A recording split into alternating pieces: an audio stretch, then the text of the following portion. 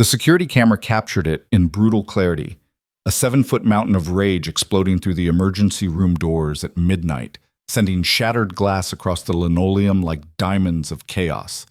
Before anyone could react, Marcus, the 300-pound security guard who'd survived 2 tours in Afghanistan, was airborne, his body slamming into the wall with a sickening crack that echoed through the waiting room. He crumpled to the floor, unconscious, blood trickling from his temple. The attacker didn't slow down. Patients screamed, doctors scattered, and standing in the center of that storm, barely 5'3" and 90 pounds soaking wet, was Elena Moss, a brand new nurse on only her 3rd night at Mercy Point Medical Center in Dallas. She should have run. Instead, she stepped forward.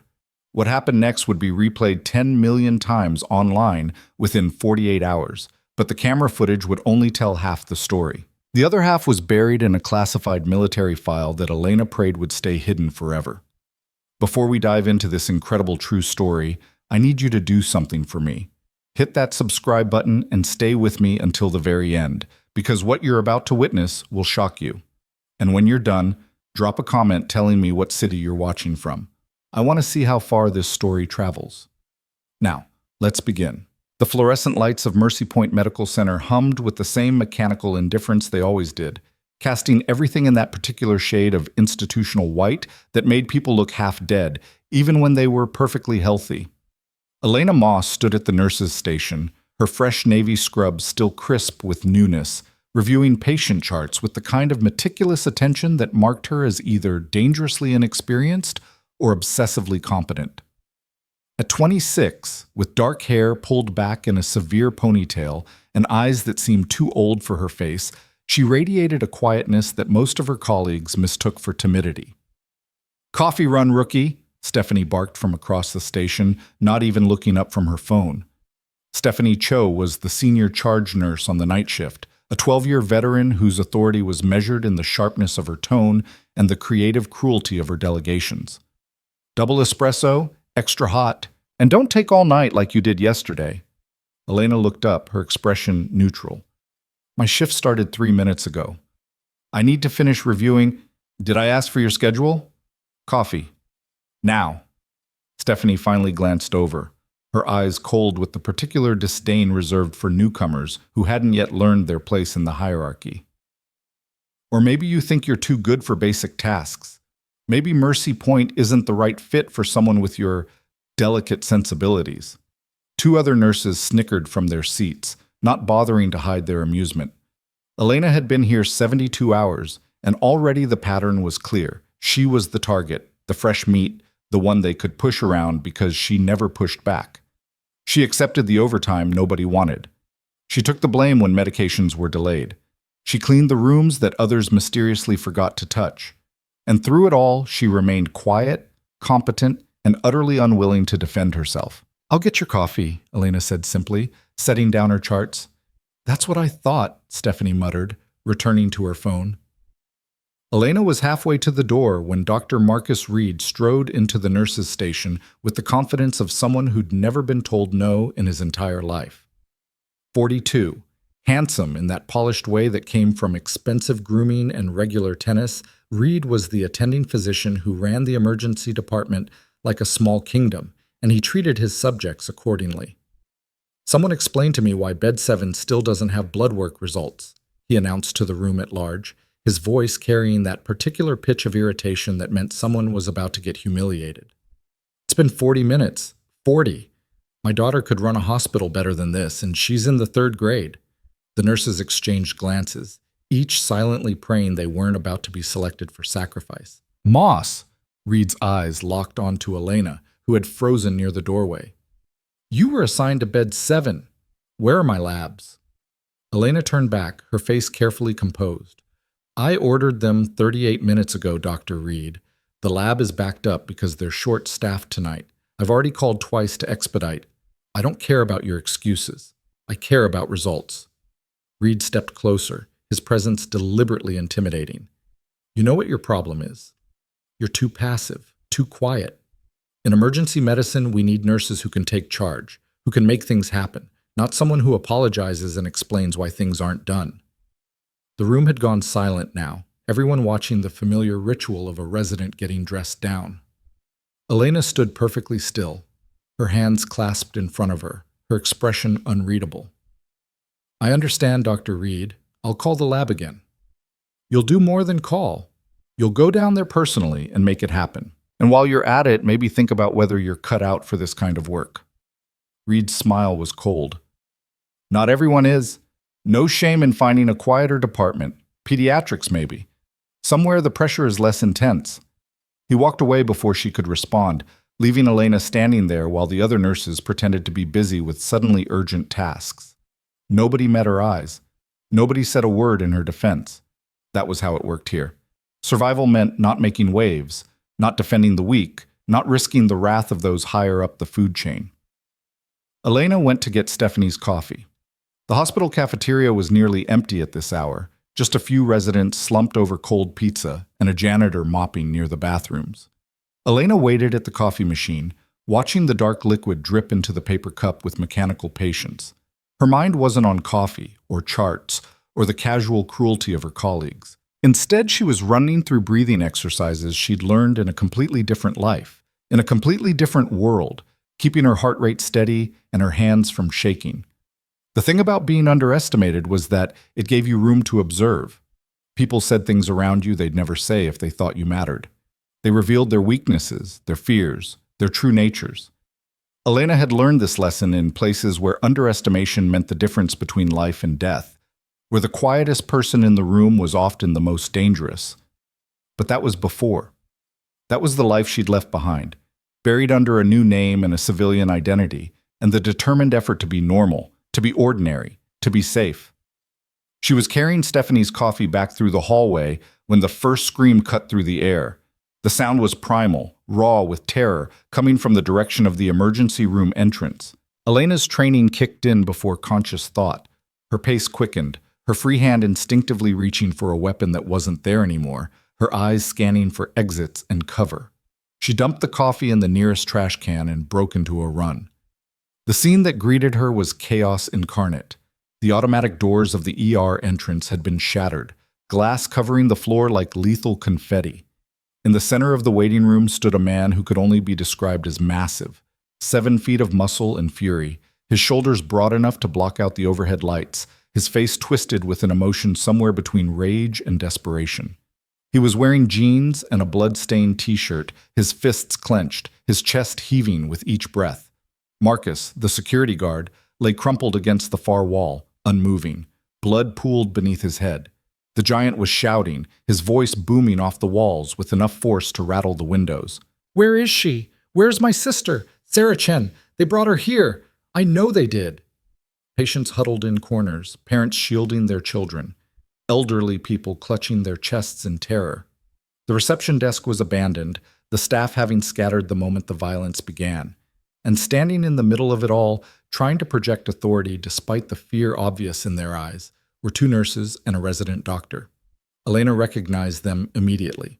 Beth from registration, Tom from triage, and Dr. Jessica Fan, one of the junior residents who'd been friendly to Elena during orientation.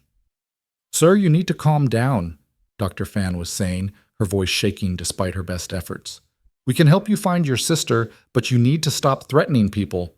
"Calm down?" The giant took a step forward, and all 3 medical staff instinctively backed away. "She's dying. They told me she's dying, and I need to see her now." Elena moved along the wall, staying out of his direct line of sight, her mind already cataloging details. The way he favored his left leg suggested an old injury. The tremor in his hands indicated either drugs or extreme emotional distress. The pattern of his breathing showed someone on the edge of a complete breakdown. This wasn't a violent criminal. This was someone terrified and desperate, which made him infinitely more dangerous. She reached the nurse's station and found Stephanie crouched behind the desk, phone pressed to her ear, whispering urgently to 911 dispatch. "How long until police arrive?" Elena asked quietly. Stephanie jumped, nearly dropping the phone. "Jesus, Moss, you scared the... They said 5 to 7 minutes. SWAT's being notified. They're telling us to evacuate and stay clear." 5 minutes is too long. Elena's eyes tracked the giant's movements, watching as he grabbed a metal chair and hurled it across the room. It crashed into the triage area, sending supplies scattering. He's escalating. Where are trauma bays 1 through 4? Full. We've got a car accident victim in 1, cardiac arrest in 2, stroke in 3, and why does it matter? We need to get out. Is Sarah Chen a patient here? Stephanie stared at her. What? Sarah Chen, the woman he's looking for. Is she here? Yes. Bay 4. Critical condition, suspected overdose. She came in about an hour ago unconscious. Stephanie's professional instincts overrode her fear for a moment. But she's unresponsive. Even if we told him, he couldn't. Don't tell him anything. Elena's voice was sharp, commanding. If he knows she's here, he'll try to get to her, and that hallway is full of vulnerable patients. Keep everyone away from Trauma Bay 4. Lock it down if you can. Who made you the expert on... The giant roared again, and this time he grabbed Dr. Fan by the collar of her white coat, lifting her partially off the ground. She screamed. Tom tried to intervene and got backhanded for his trouble, hitting the floor hard.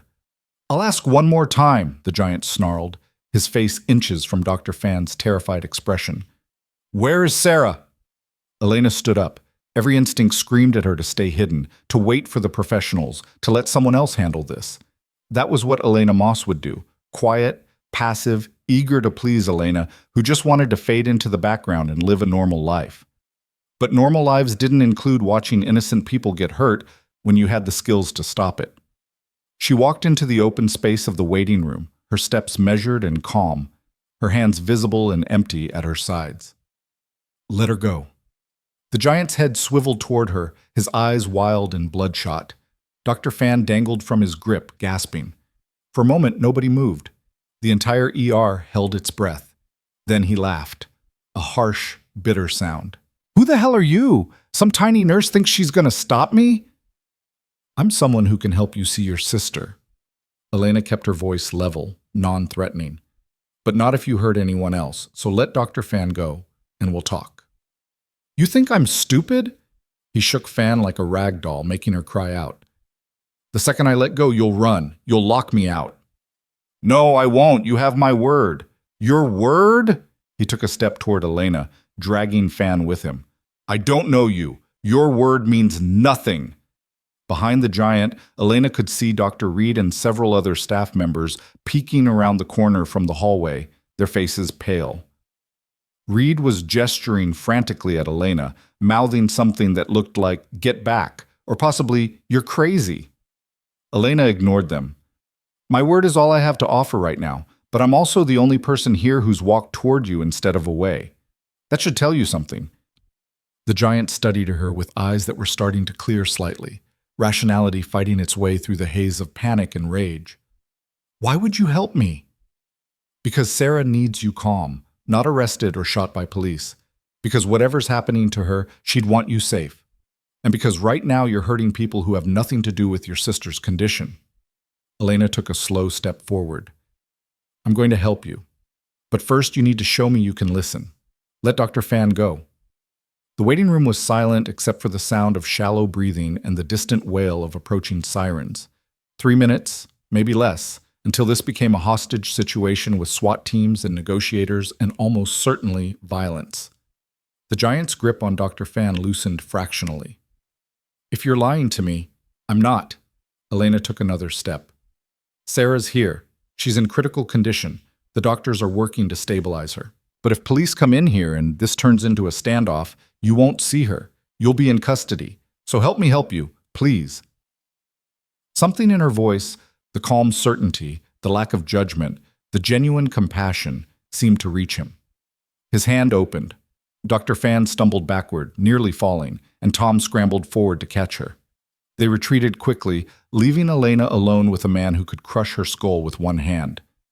Show me, the giant demanded, his voice breaking slightly. Show me where she is. I will. But first, what's your name? Derek. Derek Chen. Derek, I'm Elena.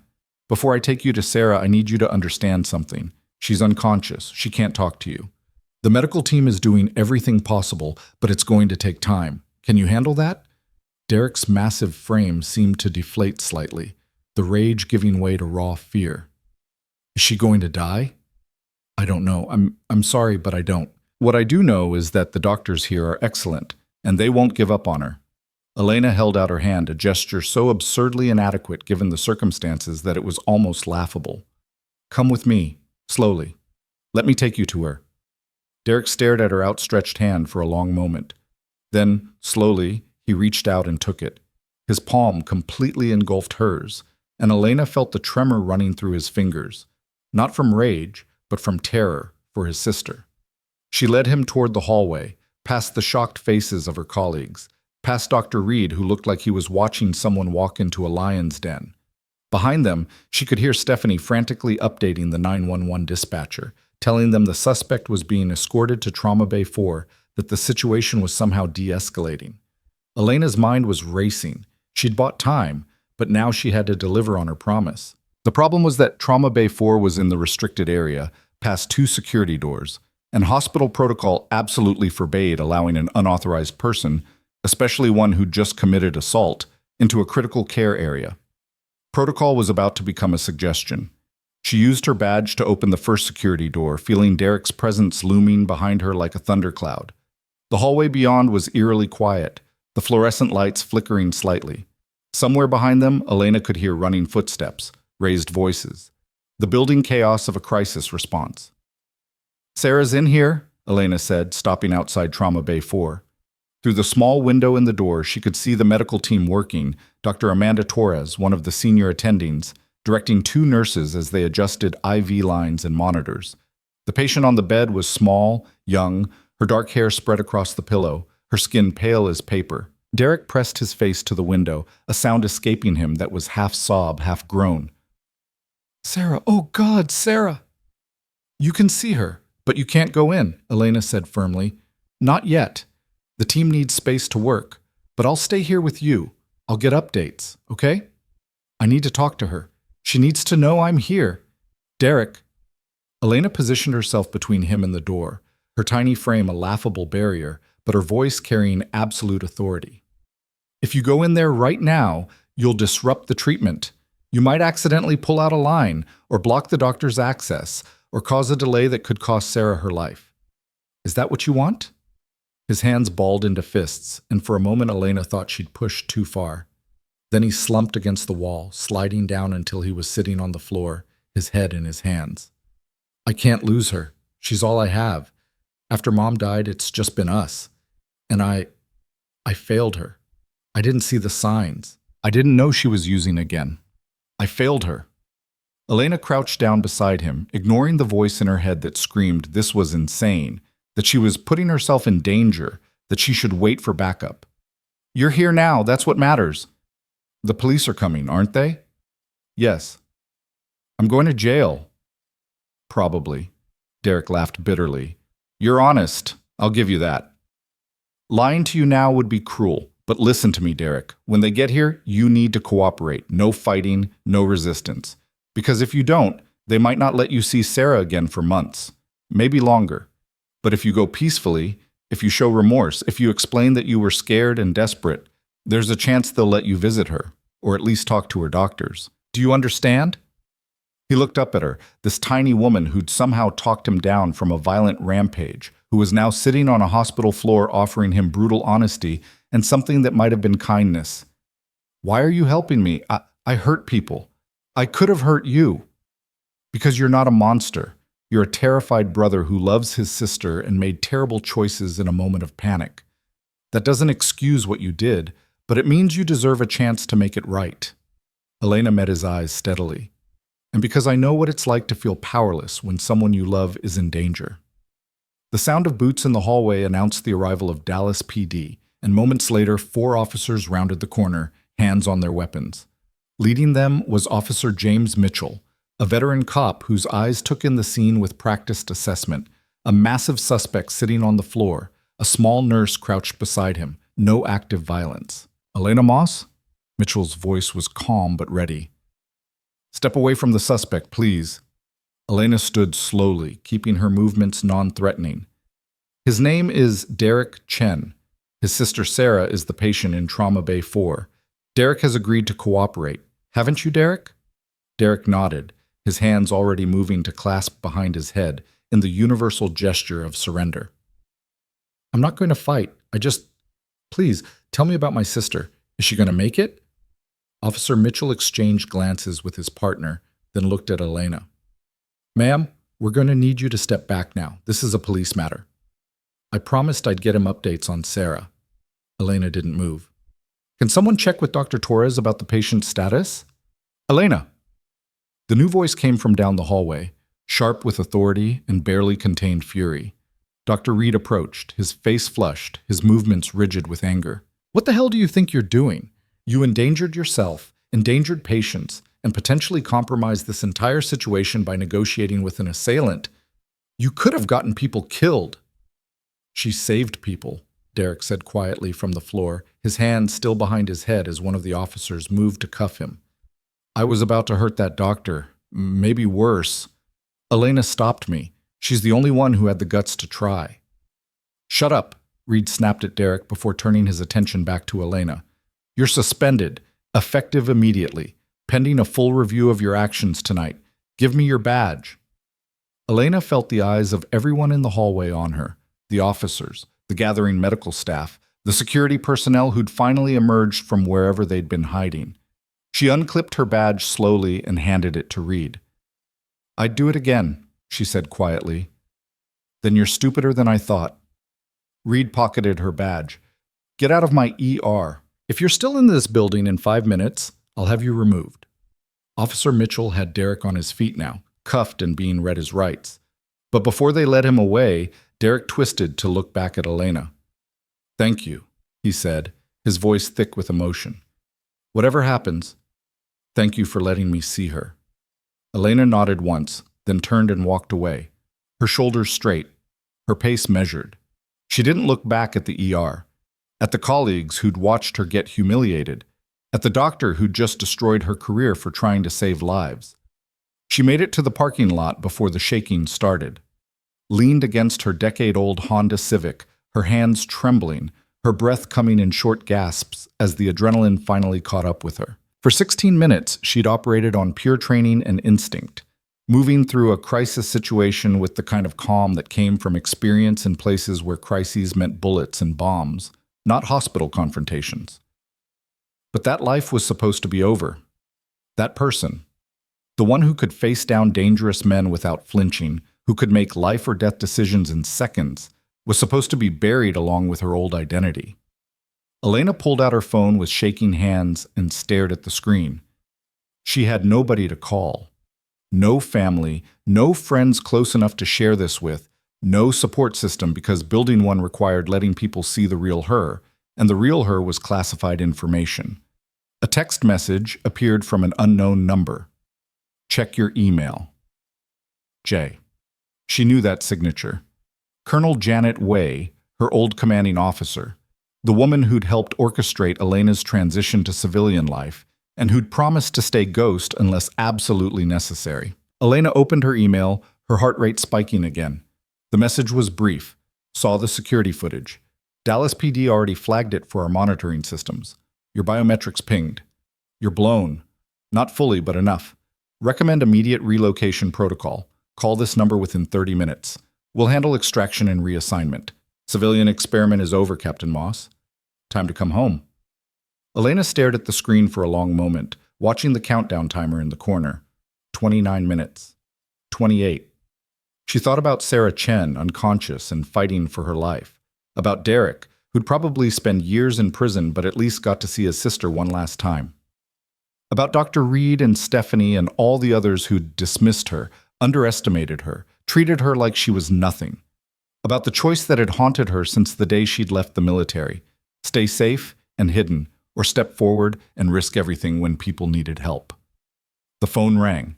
Not the number from the email, her regular phone. Elena answered it automatically. Is this Elena Moss? The voice was crisp, professional, female. Speaking. This is Captain Linda Ortiz with Dallas PD. I'm the shift commander for the precinct handling the incident at Mercy Point Medical Center. I need you to come to the station immediately to give a statement about the events tonight. I'm suspended from the hospital. Dr. Reed, I don't care about Dr. Reed's opinion, Miss Moss. I care about the fact that you talked down an active violent suspect who'd already assaulted one person and was threatening multiple others. potentially saving lives in the process.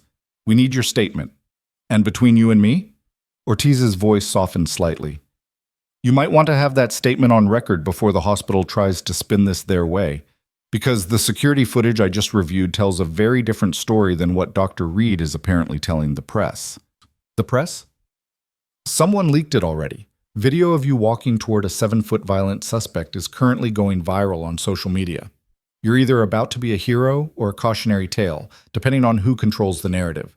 So I suggest you get down here and make sure your version is heard. Understood? Elena looked at her phone at the timer still counting down from Colonel Way.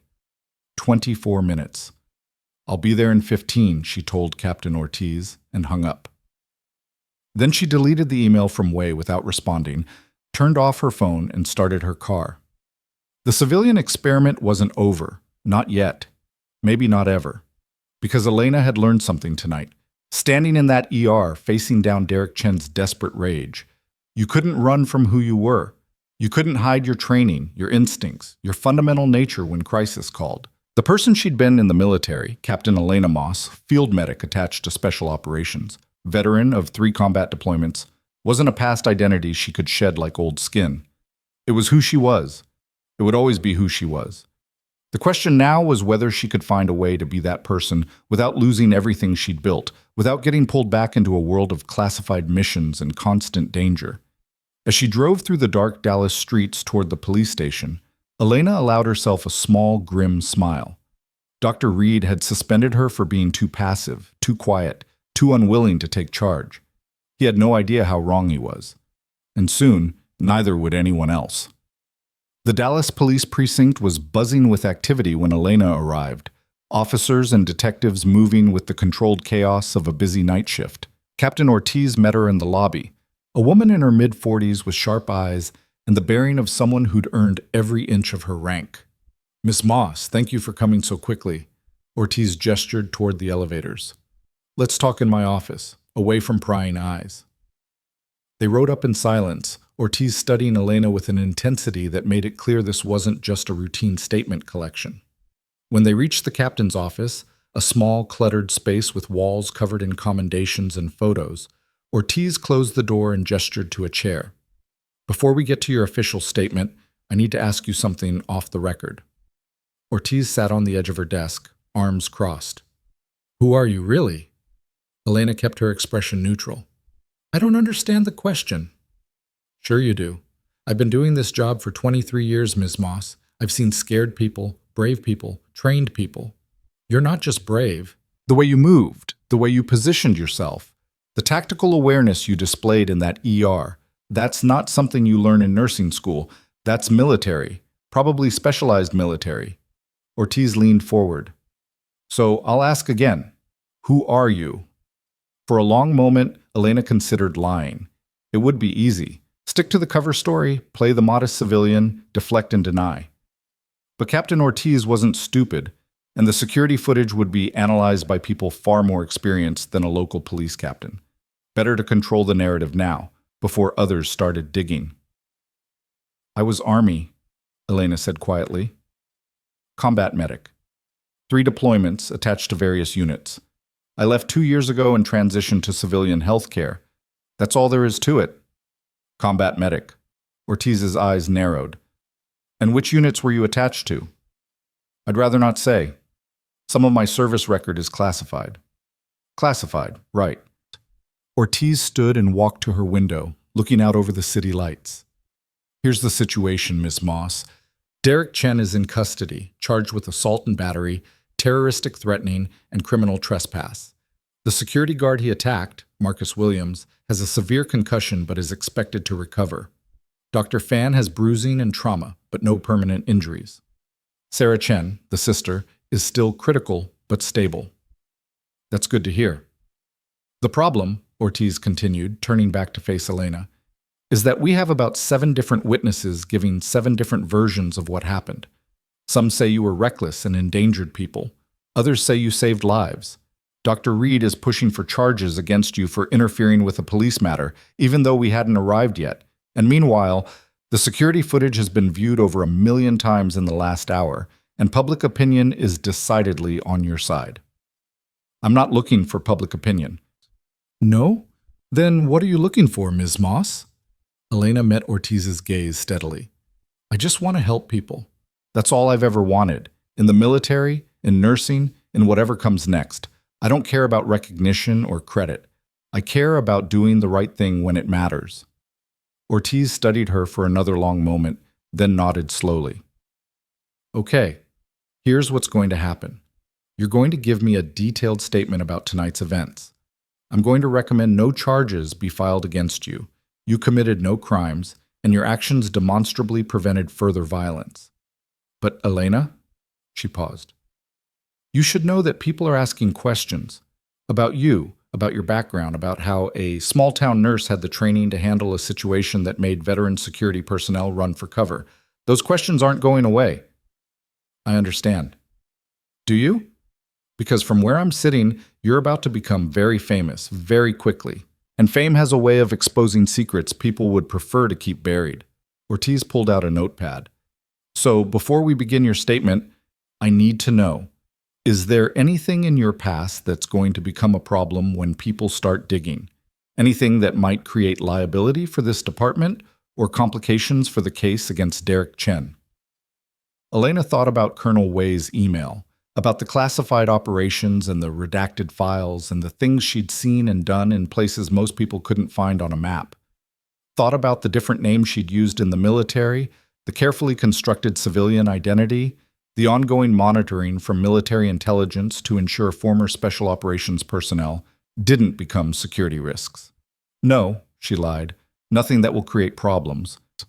It was the first of many lies she'd have to tell in the coming days, as the story of the tiny nurse who'd talked down a giant spread across social media and news outlets, as reporters dug into her background and found only the carefully sanitized version, as Mercy Point Medical Center faced mounting public pressure to not just reinstate her, but to commend her actions.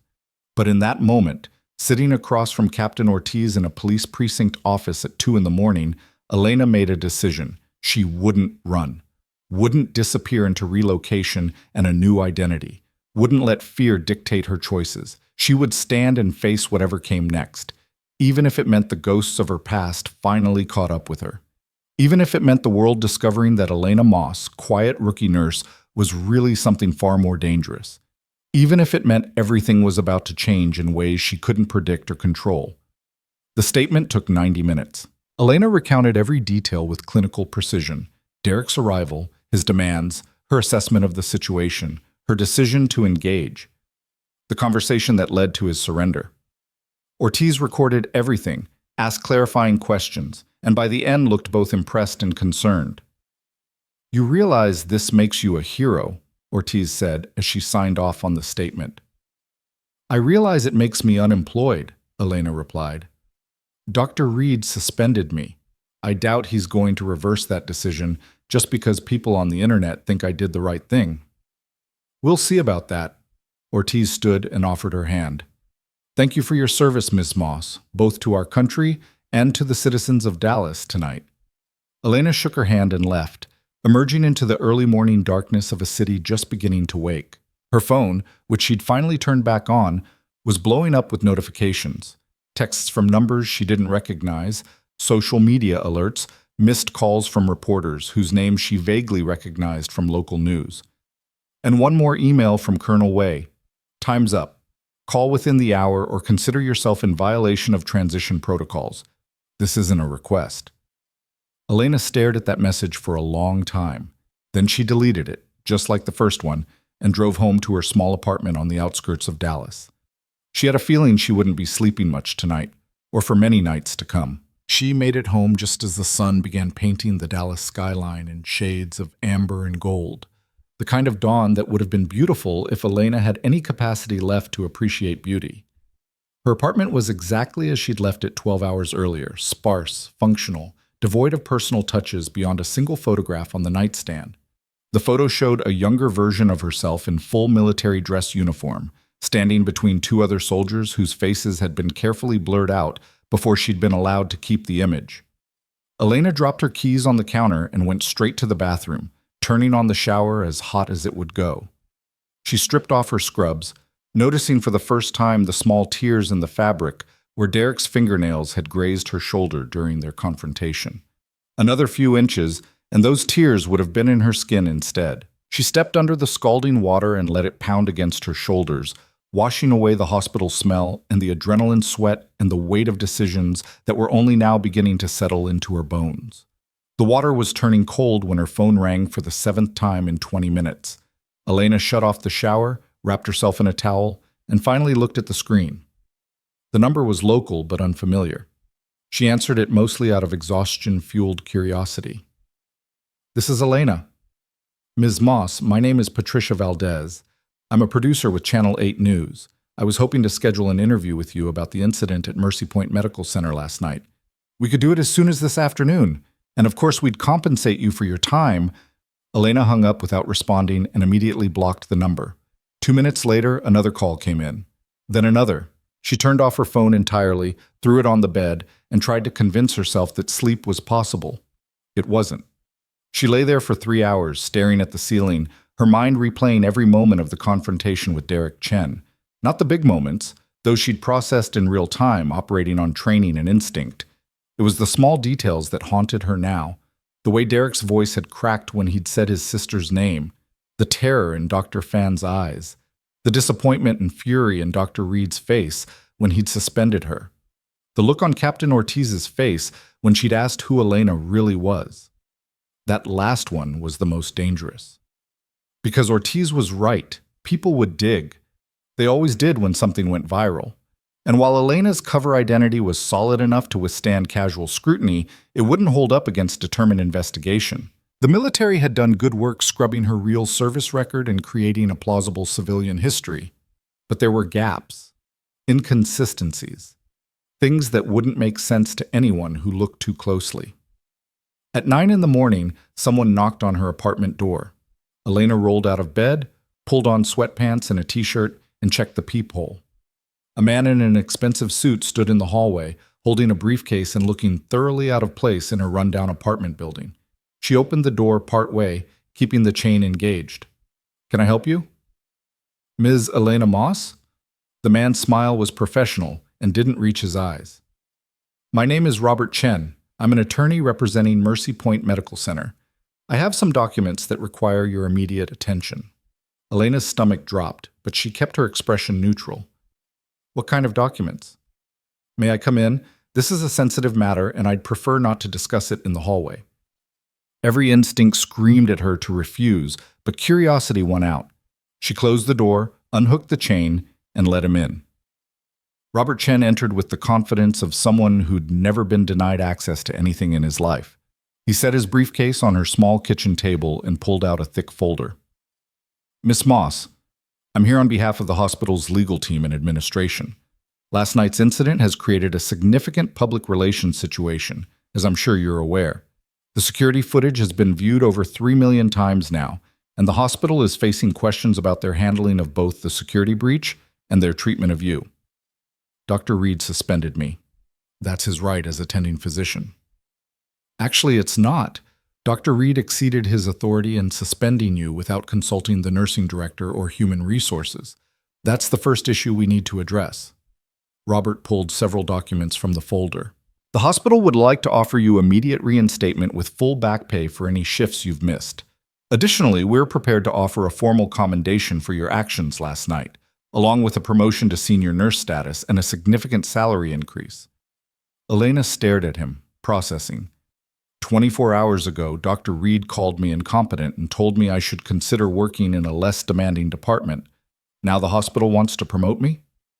Dr. Reed's assessment was hasty and not reflective of the hospital's official position. The administration recognizes that your actions likely prevented serious injuries or even fatalities. They want to make things right. And what do they want in exchange?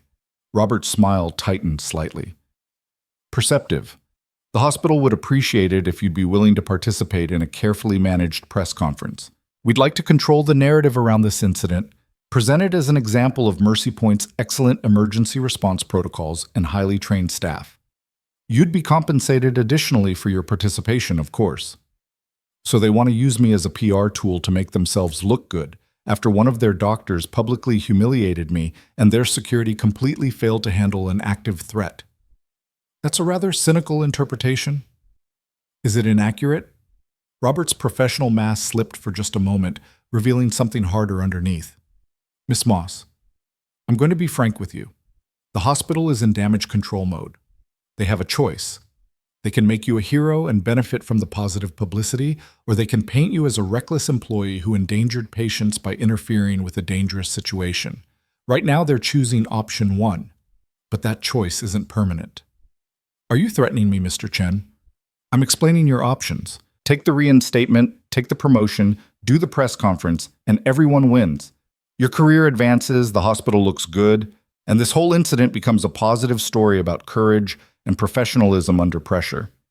He pushed the documents toward her. Or refuse, and the hospital will have no choice but to protect itself from liability. They'll argue that you acted without authorization, put yourself and others at risk, and that your suspension was entirely justified. Which version do you think the public will remember in 6 months? Elena picked up the documents, scanning through pages of legal language that essentially boiled down to, "We'll give you money and status if you play along, or we'll destroy you if you don't." It was elegant extortion dressed up in corporate politeness. I need time to think about this. You have until 5 o'clock this evening. The press conference is scheduled for tomorrow morning, with or without you. I'd strongly advise you to be there. Robert stood, collecting his briefcase. One more thing, Ms. Moss. The hospital's legal team has access to extensive resources for background checks on employees, especially in situations where liability is a concern. We've noticed some irregularities in your employment history, gaps that don't quite add up, nothing actionable, but unusual enough to warrant questions. The threat was clear. Sign on or they dig deeper, and deeper meant finding things that shouldn't be found. I'll have my answer by 5, Elena said, her voice flat. Robert nodded and left, leaving her alone with a pile of documents that felt like a loaded gun pointed at her head. She spent the next hour reading through every word, looking for loopholes or escape clauses. There were none. The hospital had crafted this carefully, offering just enough to seem generous while maintaining complete control of the situation. Her phone rang again. She turned it back on out of habit and now regretted it. This time the caller ID showed Mercy Point Medical Center. Elena almost didn't answer, but something made her pick up. Hello? Elena? It's Dr. Fan, Jessica, from last night. Elena's grip on the phone tightened. Dr. Fan, how are you feeling? Bruised and shaken, but alive because of you. Jessica's voice was thick with emotion. I heard about the suspension, about Reed. I wanted to call earlier, but I've been dealing with police statements and everything. Elena, what he did was wrong. What you did was incredible. I just did what needed to be done. No, you saved my life, maybe others too. Derek was escalating and nobody else was doing anything. Jessica paused. I also heard the hospital sent their lawyer to your apartment. Please tell me you're considering their offer. You know about the offer? Everyone knows. The nursing staff is in an uproar. Half of them are furious that you were suspended in the first place. The other half are gossiping about how much the hospital must be paying you to make this go away. But Elena, you should know Dr. Reed is fighting this. He's telling anyone who'll listen that you're unqualified, that your actions were reckless, that the hospital caving to public pressure sets a dangerous precedent. Of course he was. Because admitting Elena had been right meant admitting he'd been wrong. And men like Marcus Reed never admitted to being wrong. They doubled down, they attacked, they made it everyone else's problem. What do you think I should do? Elena asked, surprising herself with the question. Jessica was quiet for a moment. I think you should ask yourself why you became a nurse in the first place. Was it for promotions and salary increases? Or was it to help people when they needed it most? Because if it's the second thing, then the answer is obvious. Take the reinstatement. Come back. We need people like you here. People like me? People who don't freeze when things get dangerous. People who step forward instead of backing away. People who actually give a damn about saving lives more than covering their asses. Jessica's voice dropped lower. Between you and me? I'm terrified to come back to work. Every time I close my eyes, I feel Derek's hands on my throat. But knowing you'll be there makes it less scary. Does that make sense? It made perfect sense. Elena had spent 2 years trying to be invisible, trying to blend in, trying to convince herself that quiet competence was enough. But invisibility meant not being there when people needed her. It meant letting fear and caution override the fundamental drive to help that had led her to medicine in the first place. Thank you, Jessica. That helps. Will I see you at the press conference tomorrow? Maybe. I haven't decided yet. They said their goodbyes and Elena set down the phone, staring at the documents spread across her kitchen table. She thought about Derek Chen sitting in a jail cell, probably being offered his own deal by prosecutors. She thought about Sarah Chen fighting for her life in Trauma Bay 4. She thought about Jessica Fan's voice, shaking but trying to be strong, admitting that she was afraid. Elena had been afraid too once. In Kandahar, when her convoy hit an IED and she'd had to perform field surgery on a soldier whose intestines were spilling onto the sand while insurgents fired at them from the ridgeline. In Syria, during an op she wasn't supposed to talk about, when she'd spent 48 hours in a basement treating wounded civilians while the building above her burned. Fear was an old companion, familiar as breathing, but fear had never stopped her before. She picked up her phone and called the number on Robert Chen's business card. He answered on the first ring. Ms. Moss, have you made a decision? I'll take the reinstatement, but I have conditions.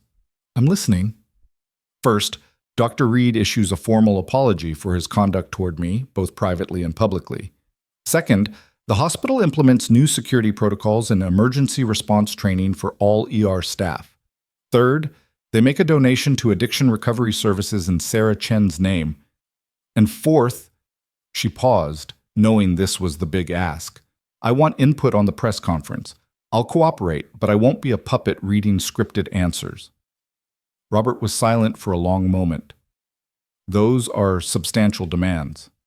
Those are my terms. Take them or don't. But that offer expires at 5 o'clock, just like yours does. She could practically hear him calculating, weighing the cost of her demands against the PR benefit of her cooperation. Finally, he spoke. I'll need to discuss this with the administration. Expect a call back within 2 hours. I'll be waiting. Elena hung up and allowed herself a small smile. It felt good to push back, to make demands instead of accepting whatever scraps were offered. Maybe that was who she really was, not the quiet nurse who accepted disrespect and humiliation, but the person who'd learned in the military that you set the terms of engagement, or someone else would set them for you. The call came back 90 minutes later. Robert's voice was tight with barely concealed irritation. The hospital has agreed to your terms with one modification. Dr. Reed will issue a private apology to you, but the public statement will come from the hospital administration acknowledging that his actions didn't reflect institutional values. Is that acceptable? It was a compromise, but a reasonable one. Making Reed publicly grovel would only create an enemy for life, and Elena didn't need that complication. Acceptable. When's the press conference? Tomorrow at 10 a.m. in the hospital's main conference room. We'll provide talking points, but as requested, you'll have freedom to speak in your own words. Just try to stay on message. Please. I'll be professional, Mr. Chen. That's the best I can promise. She signed the documents that afternoon, met with the hospital's PR team that evening, and spent the night preparing for what was essentially a performance. The talking points they provided were carefully crafted to portray the incident as a success story of hospital preparedness and staff training, with Elena as the heroic example of Mercy Point's culture of excellence. It was mostly nonsense, but it was nonsense she could work with. The press conference room was packed when Elena arrived the next morning, wearing the new scrubs the hospital had provided, along with a badge that now read, Elena Moss, RN, Senior Nurse Emergency Department. Cameras lined the back wall, reporters filled every seat, and the energy in the room crackled with anticipation. The viral video had made her a minor celebrity overnight, and everyone wanted a piece of the story. Hospital Administrator Sharon Martinez stood at the podium, flanked by Dr. Amanda Torres and the Chief of Security. Elena had been positioned to the side, visible but not central.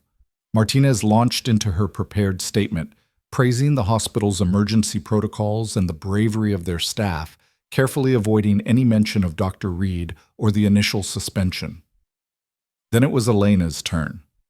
She approached the podium with the same calm she'd shown walking toward Derek Chen, ignoring the camera flashes and the sea of expectant faces.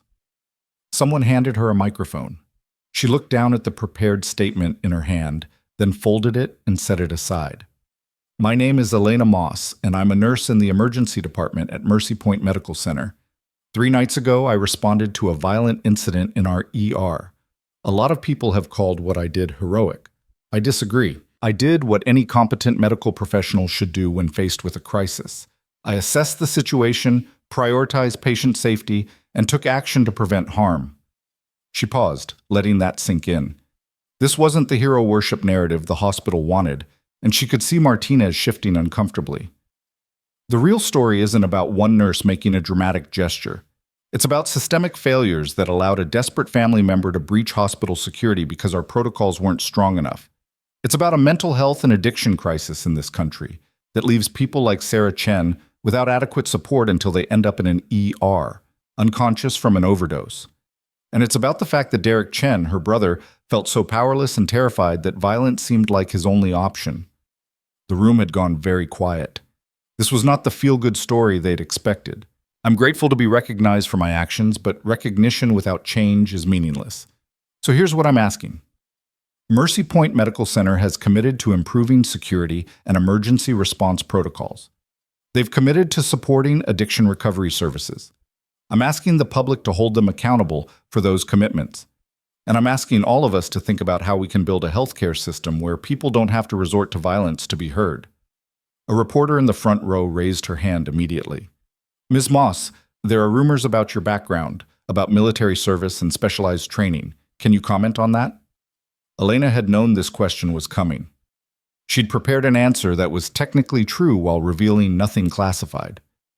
I served in the U.S. Army as a combat medic for 6 years, including 3 deployments overseas. That experience taught me to stay calm under pressure and to prioritize saving lives above everything else. I left the military to pursue civilian health care because I wanted to serve in a different way. That's all there is to it. Did your military training influence how you handled Derek Chen? My training has influenced everything about how I practice nursing. Trauma is trauma. Whether it happens in a war zone or an emergency room, the skills are transferable. Another reporter jumped in. What do you say to critics who argue that you endangered people by approaching an armed suspect instead of waiting for police? Derek Chen wasn't armed with a weapon. He was armed with fear and desperation. I made a judgment call based on my assessment of the situation. Could it have gone wrong? Yes, but doing nothing was also a choice, and that choice had its own risks. I chose action, and I stand by that decision. The questions kept coming, rapid fire and increasingly personal. Had she been afraid? Did she think she deserved recognition? What would she say to Derek Chen if she could? How did she feel about becoming famous overnight? Elena answered each one with the same measured calm, refusing to be drawn into emotional displays or dramatic pronouncements. She wasn't performing for the cameras, she was setting the record straight on her own terms. Finally, Administrator Martinez stepped in to end the press conference, thanking everyone for coming and reiterating the hospital's commitment to excellence and safety. As the crowd dispersed, a hand touched Elena's shoulder. She turned to find Dr. Reed standing behind her, his expression carefully neutral. Ms. Moss, could I have a word privately? They found an empty conference room down the hall. Reed closed the door and turned to face her, his jaw tight with barely controlled emotion. That was quite a performance out there. It wasn't a performance. It was the truth. You made this hospital look incompetent. You made me look incompetent. Elena met his eyes steadily. I stated facts, Dr. Reed. If those facts make anyone look incompetent, that's not my fault. Reed took a step closer, his voice dropping to a harsh whisper. You think you're so smart, don't you? Turning this whole situation to your advantage, getting promoted, making demands. But let me tell you something, Moss. I've been practicing emergency medicine for 18 years. I've saved hundreds of lives. I don't need some military washout with 3 nights of ER experience telling me how to run my department. Military washout? Elena's voice remained calm, but something cold flickered in her eyes. Is that what you think I am? What else would you call someone who leaves the service and takes a bottom-tier nursing job? You couldn't hack it in the real military, so now you're playing hero in a civilian hospital. Well, newsflash. This isn't a war zone, and your tactical training doesn't make you special here. Elena was quiet for a long moment, studying Reed with the kind of detached assessment she'd once used on enemy combatants. She saw a man whose ego had been wounded, whose authority had been challenged, whose carefully constructed self-image as the brilliant doctor was crumbling because a rookie nurse had succeeded where he'd failed. She saw, in other words, someone who would be a problem for as long as they worked together. Dr. Reed, I'm going to tell you something I haven't told anyone else at this hospital. Not because I owe you an explanation, but because I want you to understand something very clearly. Elena kept her voice low and even. I didn't leave the military because I couldn't hack it. I left because after 6 years of watching people die in places most Americans can't find on a map, I wanted to save lives, instead of just keeping soldiers alive long enough to fight again. I came to civilian medicine because I thought it would be different, cleaner, less about politics and more about helping people. She paused, letting that sink in. But here's what I've learned in my short time at Mercy Point. The battlefield isn't the only place where egos get people killed. Your pride, your need to be the smartest person in the room, your inability to admit when someone else might know better, that's dangerous too. So here's my offer, and I'm only going to make it once. We can work together professionally. You can accept that I have valuable skills and experience, and I can respect your knowledge and seniority. Or we can make each other's lives miserable until one of us leaves. Your choice. Reed's face had gone red during her speech, his hands clenched at his sides. For a moment, Elena thought he might actually try to hit her. Then he turned and walked to the door, pausing with his hand on the handle. You're going to regret coming back here, Moss. I promise you that. He left, slamming the door behind him. Elena stood in the empty conference room, her heart rate elevated but her breathing controlled, processing what had just happened. She'd made an enemy, possibly a dangerous one. Reed had influence, connections, the ability to make her job infinitely harder. But she'd also drawn a line, set a boundary, refused to back down. Her phone buzzed with a text from an unknown number. Check your email. Urgent. J. Colonel Way again. Elena's stomach tightened as she opened her email, expecting another threat about violation of protocols and mandatory extraction. Instead, she found a brief message with an attachment. Congratulations on your 15 minutes of fame. You've attracted attention from more than just reporters. The attachment contains information on 3 individuals who've been asking questions about your background in the last 24 hours. 2 are journalists. 1 is not. Be careful. You're being watched. Elena opened the attachment with shaking hands. The first 2 profiles were exactly what Way had described. Investigative journalists known for deep-dive exposés on military veterans and classified operations. Annoying, but manageable. The third profile made her blood run cold. Viktor Kozlov, former Russian SVR agent turned private intelligence contractor. Known for selling information to the highest bidder. Current whereabouts: Dallas, Texas. Known associates: various criminal organizations, foreign intelligence services, and corporations engaged in industrial espionage. According to Way's intelligence, Kozlov had been asking questions about Elena specifically, about her military service, her deployments, her access to classified operations. Someone had hired him to investigate her, and that someone had resources and motivation. The question was, who and why? Elena deleted the email and attachment, her mind racing through possibilities. An enemy she'd made during her military service? Someone who recognized her from an operation and wanted leverage? A foreign intelligence service looking to flip former special operations personnel? Or something worse? She was still standing in the conference room trying to process this new threat when someone knocked on the door. Elena turned, half expecting Reed returning for round 2.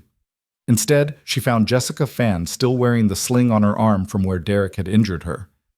Elena? Everyone's looking for you. There's... Jessica stopped, her expression changing as she saw Elena's face. What's wrong? You look like you've seen a ghost. I'm fine. Just processing everything. Liar. I'm a doctor, remember? I can tell when someone's in shock. Jessica closed the door and sat down, patting the chair next to her. Talk to me. What happened?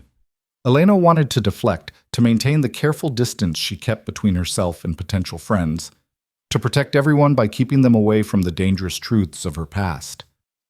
But Jessica had trusted her during the worst moment of her life, had called her afterward to offer support, had been nothing but kind when Elena had given her no particular reason to be.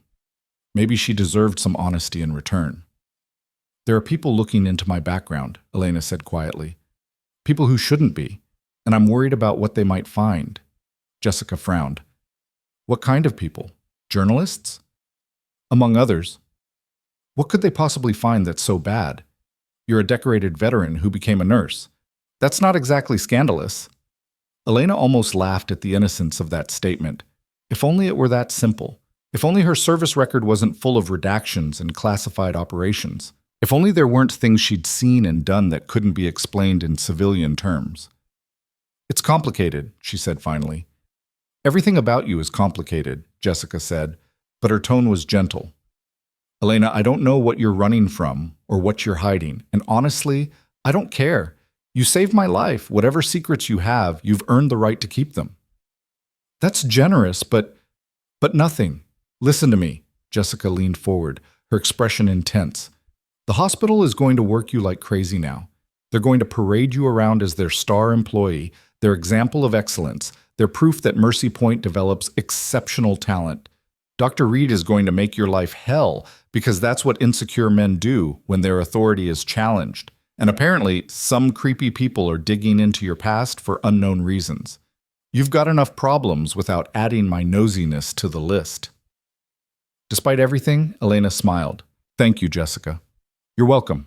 Now come on, the nursing staff wants to take you to lunch to celebrate your promotion. And yes, it's mandatory. Consider it hazing for the new senior nurse." They left the conference room together, and for a brief moment Elena allowed herself to imagine that things might actually work out, that she could build a life here, make friends, do meaningful work, and leave the shadows of her past behind. Then her phone buzzed with another email from Wei. "Victor Kozlov was seen entering Mercy Point Medical Center 40 minutes ago.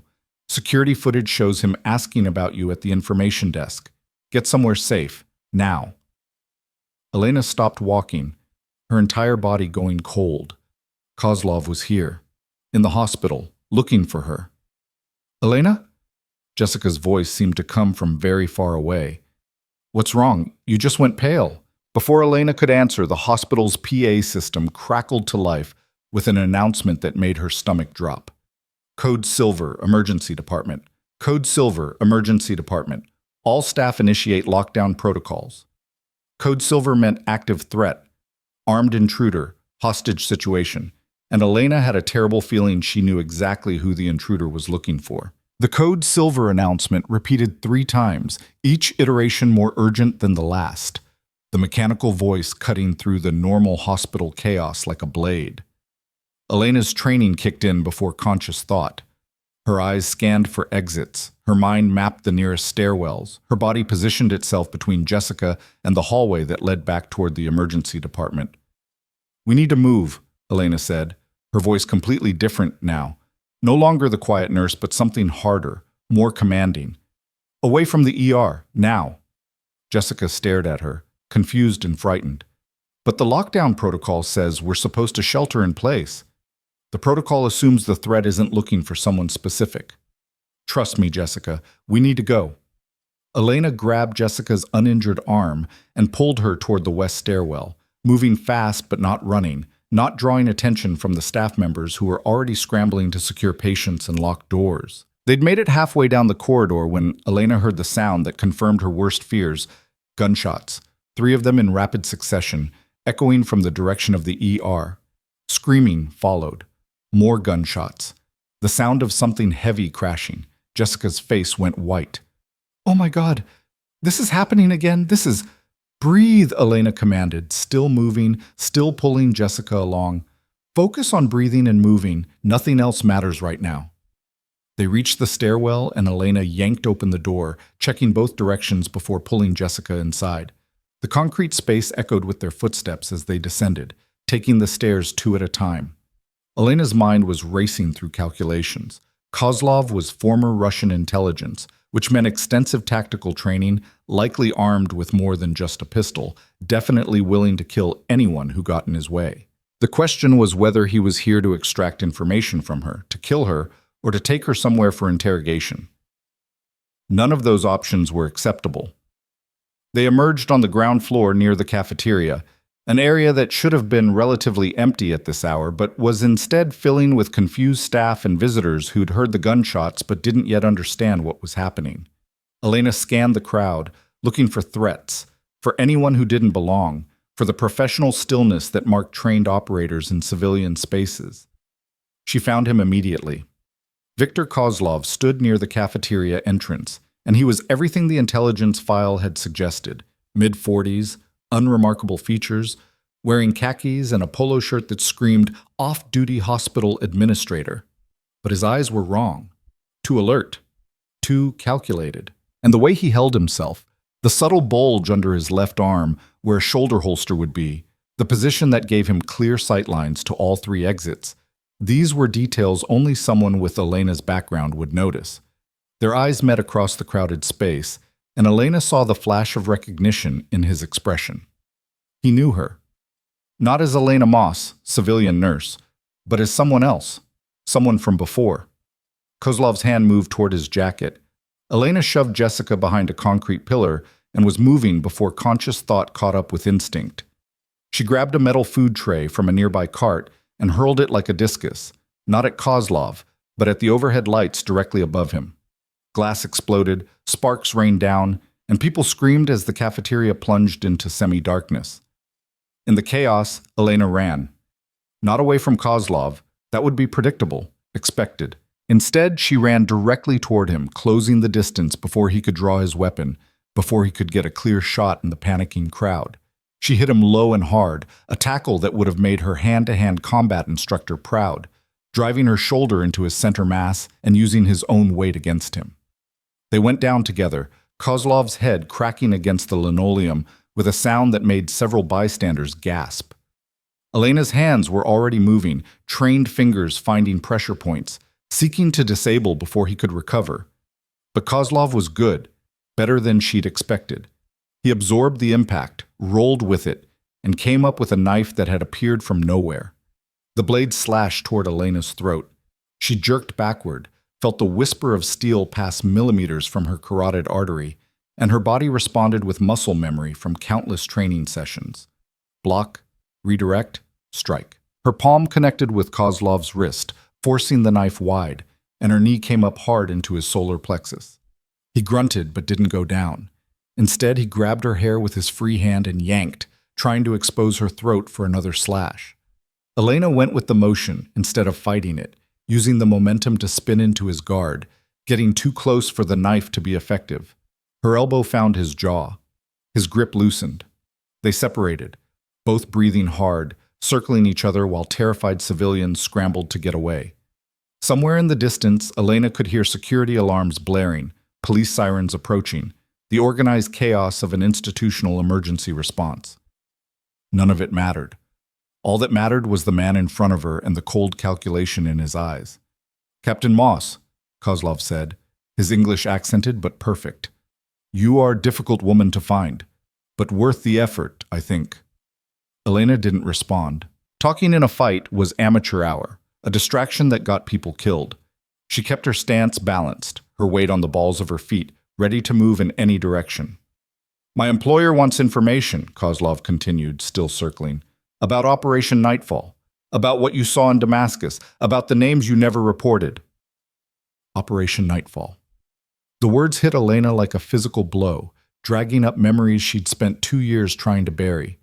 Damascus, the safe house, the mission that had gone sideways in ways that still gave her nightmares, the civilians who'd died, the intelligence she'd recovered that implicated people high enough in the chain of command that reporting it would have been career suicide at best, actual suicide at worst. She'd kept those names to herself, hidden the evidence, buried it so deep she'd convinced herself it was gone forever. Apparently someone knew she had it, and they wanted it badly enough to send Kozlov. "I don't know what you're talking about," Elena said, her voice flat. Kozlov smiled. "Lying is unproductive. But perhaps you need motivation. His eyes flicked past Elena, toward the pillar where Jessica was hiding. Elena's stomach dropped as she realized the implication. She has nothing to do with this, Elena said sharply. Then give me what I want, and she stays uninvolved. Otherwise, Kozlov shrugged. Collateral damage. You understand, yes? From your own experience. The reference to Damascus, to the civilians who died because of decisions made by people who valued intelligence over lives, was deliberate, calculated to wound. And it worked. Rage flooded through Elena, hot and consuming, the kind of anger that made people stupid and reckless, which was exactly what Kozlov wanted. Elena forced herself to breathe, to think, to remember her training. Anger was useful if you controlled it, fatal if it controlled you. She let the rage settle into something colder, more focused, more dangerous. You want information? Elena said quietly. Come and get it. She moved first this time, a feint toward Kozlov's left that made him commit his weight in that direction. Then she pivoted right, grabbed a chair, and swung it like a club. Kozlov blocked with his forearm, but the impact was enough to make him stagger. Elena pressed the advantage, driving forward with a combination of strikes designed to overwhelm, palm heel to the nose, knee to the thigh, elbow to the temple. Kozlov absorbed the hits and gave back as good as he got. His fist caught Elena's ribs, driving the air from her lungs. His boot swept her legs, nearly taking her down. They fought like professionals, each move efficient and brutal, no wasted motion, no dramatic flourishes. This wasn't a movie fight. This was two trained killers trying to incapacitate each other as quickly as possible. Elena was winning, barely. Her youth and recent training gave her an edge over Kozlov's age and old injuries, but he was stronger, more experienced, more willing to fight dirty. When he grabbed a fistful of broken glass from the shattered lights and slashed at her face, Elena knew this was about to get much worse. She needed to end it. Now. Her eyes found the fire alarm on the wall 10 feet away. The sprinkler system. The chaos it would create. In that chaos, she could disappear, could get Jessica to safety, could regroup and figure out what the hell was happening and who had sent Kozlov. Elena made her decision. She let Kozlov's next punch land, pulling back just enough that it caught her shoulder instead of her head, and she let the impact spin her toward the fire alarm. Her hand slammed the glass cover, breaking it, and yanked the lever down. The effect was immediate and overwhelming. Alarm shrieked at decibel levels designed to be impossible to ignore. Sprinklers erupted from the ceiling, drenching everything in seconds. The already panicked crowd turned into a full stampede, people shoving and screaming as they fought to reach the exits. In the confusion, Elena grabbed Kozlov's knife hand, twisted with all her strength, and drove her knee into his elbow. Something cracked. The knife clattered to the wet floor. Kozlov's face contorted with pain and rage, and he reached for the gun under his jacket with his other hand. Elena was faster. She caught his wrist before the weapon cleared the holster, drove her forehead into his nose with a savage headbutt that sent blood spraying and stripped the gun from his weakened grip. It was a Glock 19, familiar weight, 15 rounds in the magazine. She had it pointed at Kozlov's chest before he could recover. On the ground, she ordered. Now. Kozlov assessed his situation. Broken arm, broken nose, unarmed, facing someone who clearly knew how to use a weapon. He smiled through the blood coating his teeth. You won't shoot. Too many witnesses. Too many cameras. You're trying to be civilian now, yes? Shooting me ruins that. He was right. Every instinct screamed at Elena to pull the trigger, to eliminate the threat, to do what she'd been trained to do in hostile situations. But this wasn't Afghanistan or Syria. This was a hospital in Dallas, full of innocent people, full of cameras and witnesses and legal consequences. Captain Moss could shoot Kozlov without hesitation. Elena Moss, civilian nurse, could not. Kozlov saw the hesitation in her eyes and lunged. Elena's finger tightened on the trigger, and then she redirected, aiming low, squeezing off a single round that caught Kozlov in the meat of his thigh. Not a kill shot, not even permanently disabling, but enough to drop him, enough to keep him from being an immediate threat. He went down hard, clutching his leg, cursing in Russian. Elena kicked his knife away and back toward the pillar where Jessica was still hiding, the gun trained on Kozlov the entire time. Jessica, we need to move. Now. Jessica emerged from behind the pillar, her face pale, her eyes wide with shock. You shot him. You actually... Elena, what is happening? Who are you? Someone who's trying to keep you alive. Can you run? Yes, I think so. Then run. Fire exit, 200 feet behind me. Go. Jessica ran. Elena backed away from Kozlov, still covering him with the Glock, her mind already racing ahead to what came next. Police would be here in minutes, maybe seconds. They'd find Kozlov wounded, would find witnesses describing a nurse shooting someone in the hospital cafeteria. Her carefully constructed civilian life was about to explode, unless she disappeared. Right now. Took Wei's extraction offer and vanished into a new identity before anyone could connect the dots. But that meant abandoning Jessica. Abandoning the patients who needed her. Abandoning the idea that she could be more than just a weapon pointed at America's enemies. Elena made it to the fire exit, pushed through the door, and found herself in a narrow service corridor filled with pipes and electrical panels. Jessica was 20 feet ahead, stopped at a T-junction, looking back with terrified confusion. "Which way?" Jessica called. Before Elena could answer, her phone buzzed. She pulled it out with her free hand, still holding the Glock ready, and saw a text from an unknown number. Kozlov is not alone. 3 more contractors in hospital. They have hostages in Trauma Bay 4, demanding you surrender in exchange for their release. You have 10 minutes. We Trauma Bay 4, where Sarah Chen was fighting for her life, where Derek Chen's sister lay unconscious and vulnerable. Elena's jaw clenched.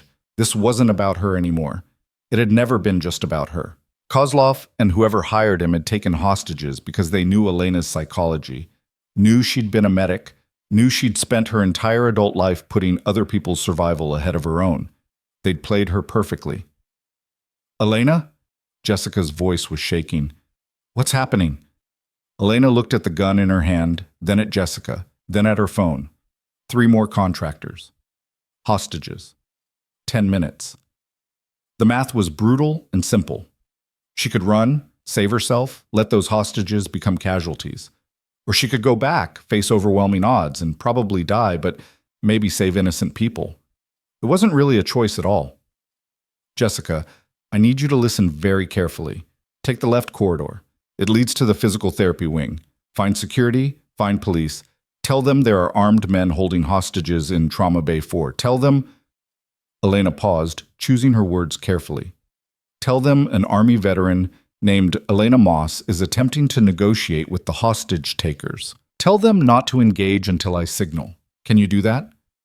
"You're going back there, to those men with guns." "Yes." "That's insane. You'll be killed." "Maybe, but those people in Trauma Bay 4 didn't ask to be part of this. Sarah Chen didn't ask to be used as leverage.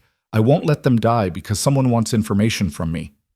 Jessica grabbed Elena's arm, her grip surprisingly strong despite the sling. "Then I'm coming with you." "Absolutely not." "I'm a doctor, Elena. If there are hostages, they might be injured. They'll need medical attention. You can't do this alone." "I've done worse alone." "I don't care what you've done. I'm coming." Jessica's voice was firm now, the fear still there, but buried under determination. "You saved my life. Let me help save theirs." Elena wanted to argue, to order Jessica away, to protect her from what was about to happen. But there was no time, and truthfully, Jessica was right. Hostages might be wounded, might need immediate medical care, might die without a doctor present. "Stay behind me.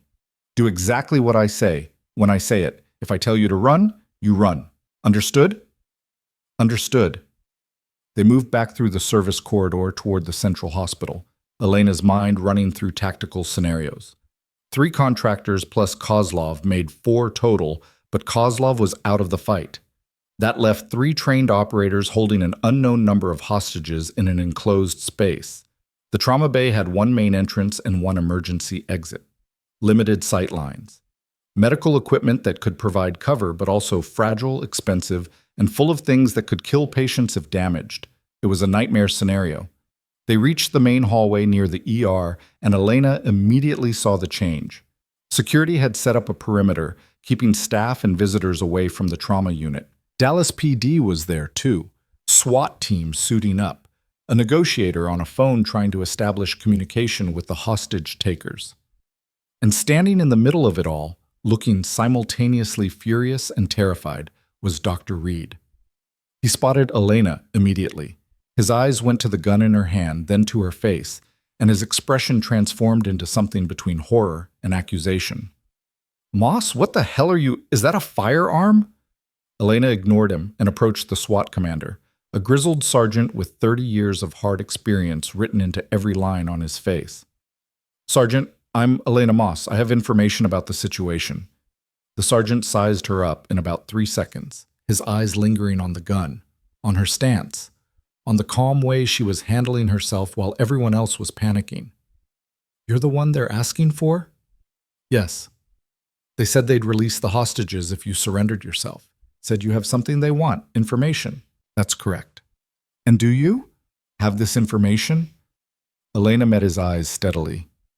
"Yes, but if I give it to them, people die. Different people in different places, but just as dead." The sergeant processed that. "You're military. What branch?" "Army, combat medic, special operations attachment." Something shifted in the sergeant's expression. Not quite respect, but recognition. One professional to another. "How many hostages?" "Unknown. At least one critical patient, Sarah Chen, overdose victim, unconscious, probably medical staff, maybe visitors." "Weapons?" "Unknown, but assume professional grade. These aren't amateurs." Dr. Reed pushed his way into the conversation, his face red with fury. "Someone explain to me what is happening. Why are there armed men in my ER? Why is a nurse carrying a gun? Why—" "Dr. Reed, shut up." The sergeant didn't even look at him. "Miss Moss, what's your assessment?" Elena appreciated the direct approach. They're using the hostages as leverage to force a face-to-face meeting. They want the information I have, and they're willing to kill to get it. If I go in unarmed, they'll torture what they want out of me and then kill everyone to eliminate witnesses. If SWAT goes in hard, hostages die in the crossfire. We need a third option." "I'm listening." "Let me go in, but not unarmed, not helpless. I negotiate, I get eyes on the situation, I assess their positions and capabilities. When I signal, your team breaches, fast and hard before they can react." The sergeant studied her for a long moment. "That's a suicide run." "Maybe, but it's better odds than sending your team in blind or watching them execute hostages on a timetable." "I can't authorize a civilian to walk into an active hostage situation armed." "Then don't authorize it. I'll take responsibility. Court-martial me later if we both survive." "You can't be court-martialed. You're not active duty." Elena smiled grimly. "Then I guess there's no problem." Dr. Reed was sputtering now, trying to assert authority that nobody was listening to. "This is insane. Sergeant, I demand you arrest this woman immediately. She's clearly unstable, clearly dangerous." "Dr. Reed." Elena turned to face him, and something in her expression made him take a step back. "Those people in Trauma Bay 4 are there because of me. Because someone wants what I know badly enough to take hostages. That makes this my responsibility. So either help or get out of the way, but stop wasting everyone's time with your ego." Reed's mouth opened and closed like a fish, no words coming out. Behind him, Elena saw several nurses watching with barely concealed satisfaction. Dr. Fan among them, giving Elena a tiny nod of support. The sergeant made his decision. 5 minutes. You go in, you assess, you signal when you're clear of the line of fire. My team breaches on your mark. If you can't signal within 5 minutes, we come in anyway and hope for the best. Clear? Clear. What's the signal? How about gunfire? Think you can manage that? Elena checked the Glock's magazine, racked the slide to chamber around, and clicked the safety off. "I can manage that." Jessica grabbed her arm again. "Elena, please. There has to be another way." "There isn't. And I need you to do something for me. Anything. If this goes bad, if I don't make it out, there's information in my apartment, hidden behind the bathroom mirror. It's evidence of war crimes, corruption, things that need to see daylight. Make sure it gets to the right people. Can you do that?" Jessica's eyes filled with tears. "You're not going to die." "Probably not. But if I do, promise me." "I promise." Elena turned back to the sergeant. "How do I make contact?" He handed her a radio. "Channel 7. They've been calling every 2 minutes demanding you show yourself. I assume the next call is coming. The radio crackled to life. Right about now, a voice came through, male, accented, Eastern European, possibly Romanian. We are waiting, Captain Moss. Your time is running out. Every minute you delay, we hurt another hostage.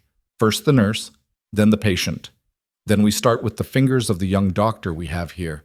Dr. Torres, I believe. She has been very unhelpful.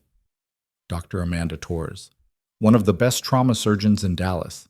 Elena's jaw clenched. She took the radio. This is Moss. I'm coming in, but I want proof of life for all hostages first. You are not in position to make demands. Neither are you. Kill the hostages and you lose your leverage. Hurt them badly enough, and I'll wait for SWAT to resolve this. So give me proof of life, or this conversation is over. Silence on the other end. Elena could almost hear the calculations being made, the weighing of options. Then, one moment. Sounds came through the radio, movement, frightened breathing, the beep of medical equipment. Then Dr. Torres's voice, strained but controlled. This is Dr. Amanda Torres. I'm in Trauma Bay 4 with 2 nurses, Stephanie Cho and Marcus Williams, and our patient Sarah Chen. We're all alive. They haven't heard us yet, but the transmission cut off. The accented voice returned. Satisfied? Now come in. Alone. Unarmed. You have 3 minutes or the nurse loses a finger. Elena clicked off the radio and turned to the sergeant. Marcus Williams, that's your security guard from the first incident. He must have come back on duty after being discharged. Some people don't know when to stay down, the sergeant muttered. You still want to do this? More than ever. Torres and Cho might be hard targets, but Williams is probably concussed and Sarah Chen is unconscious. They can't help themselves. Someone has to. God help me. I'm actually going to let you do this. The sergeant pulled out a small device that looked like a button battery.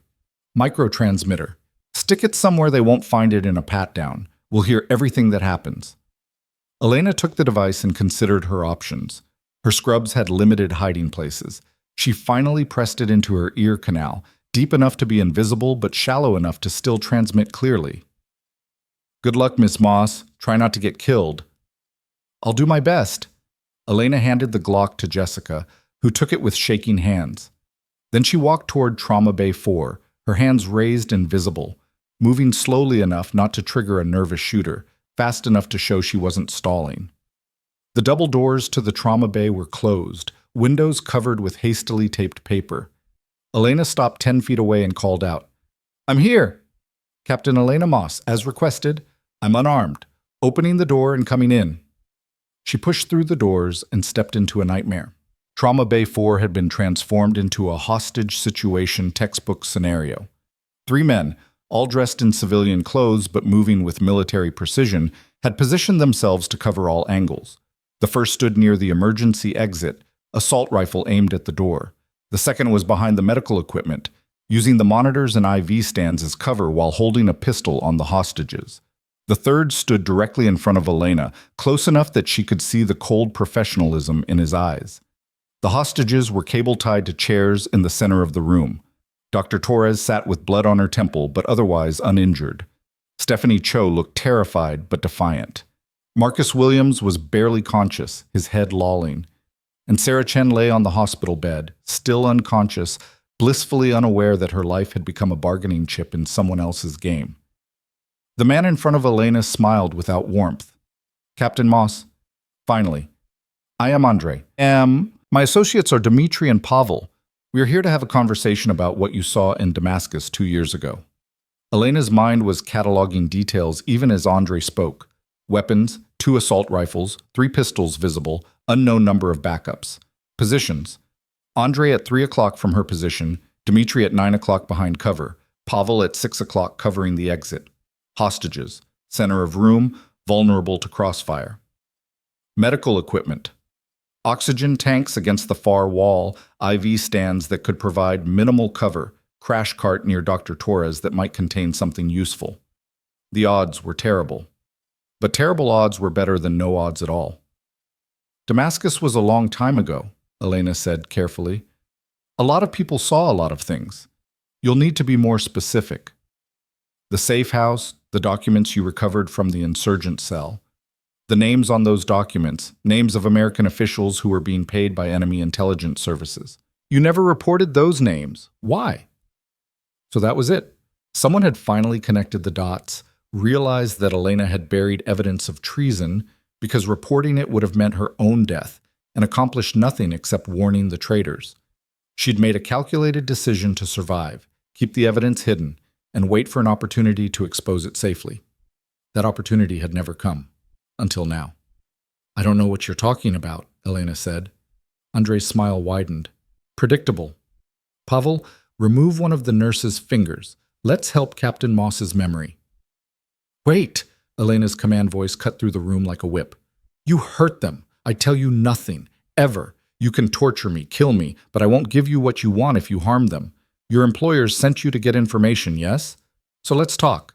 Just you and me. Leave the hostages out of it. Andrei considered this. You misunderstand your position, Captain. You have no leverage. Wrong. I have exactly one piece of leverage. The information you want. And I'm the only person who knows where it is. I didn't keep it in my head, didn't write it down anywhere obvious. It's hidden, encrypted, booby-trapped. Without me, you'll never find it. So if you want it, you negotiate. With me. Not through them. The silence stretched out. Elena could see Andrei calculating, weighing his orders against the practical reality that she was right. If he killed her without getting the information, he'd failed his mission. If he tortured her, she might die before revealing anything useful. The hostages were leverage, but only as long as she cared about them more than she feared pain, which she did. And he knew it. And she knew he knew it. This was a game of chicken played with human lives as the stakes. Very well, Andrei finally said. We talk. But, Captain, if I think you are stalling, if I think you are lying, someone dies. Starting with the patient. She is unconscious, feels no pain, makes an excellent first casualty. Understood? Understood. Ask your questions. Where are the documents? Safe? Multiple locations? Some physical, some digital, all require me alive and cooperative to access. Why did you hide them instead of reporting through proper channels?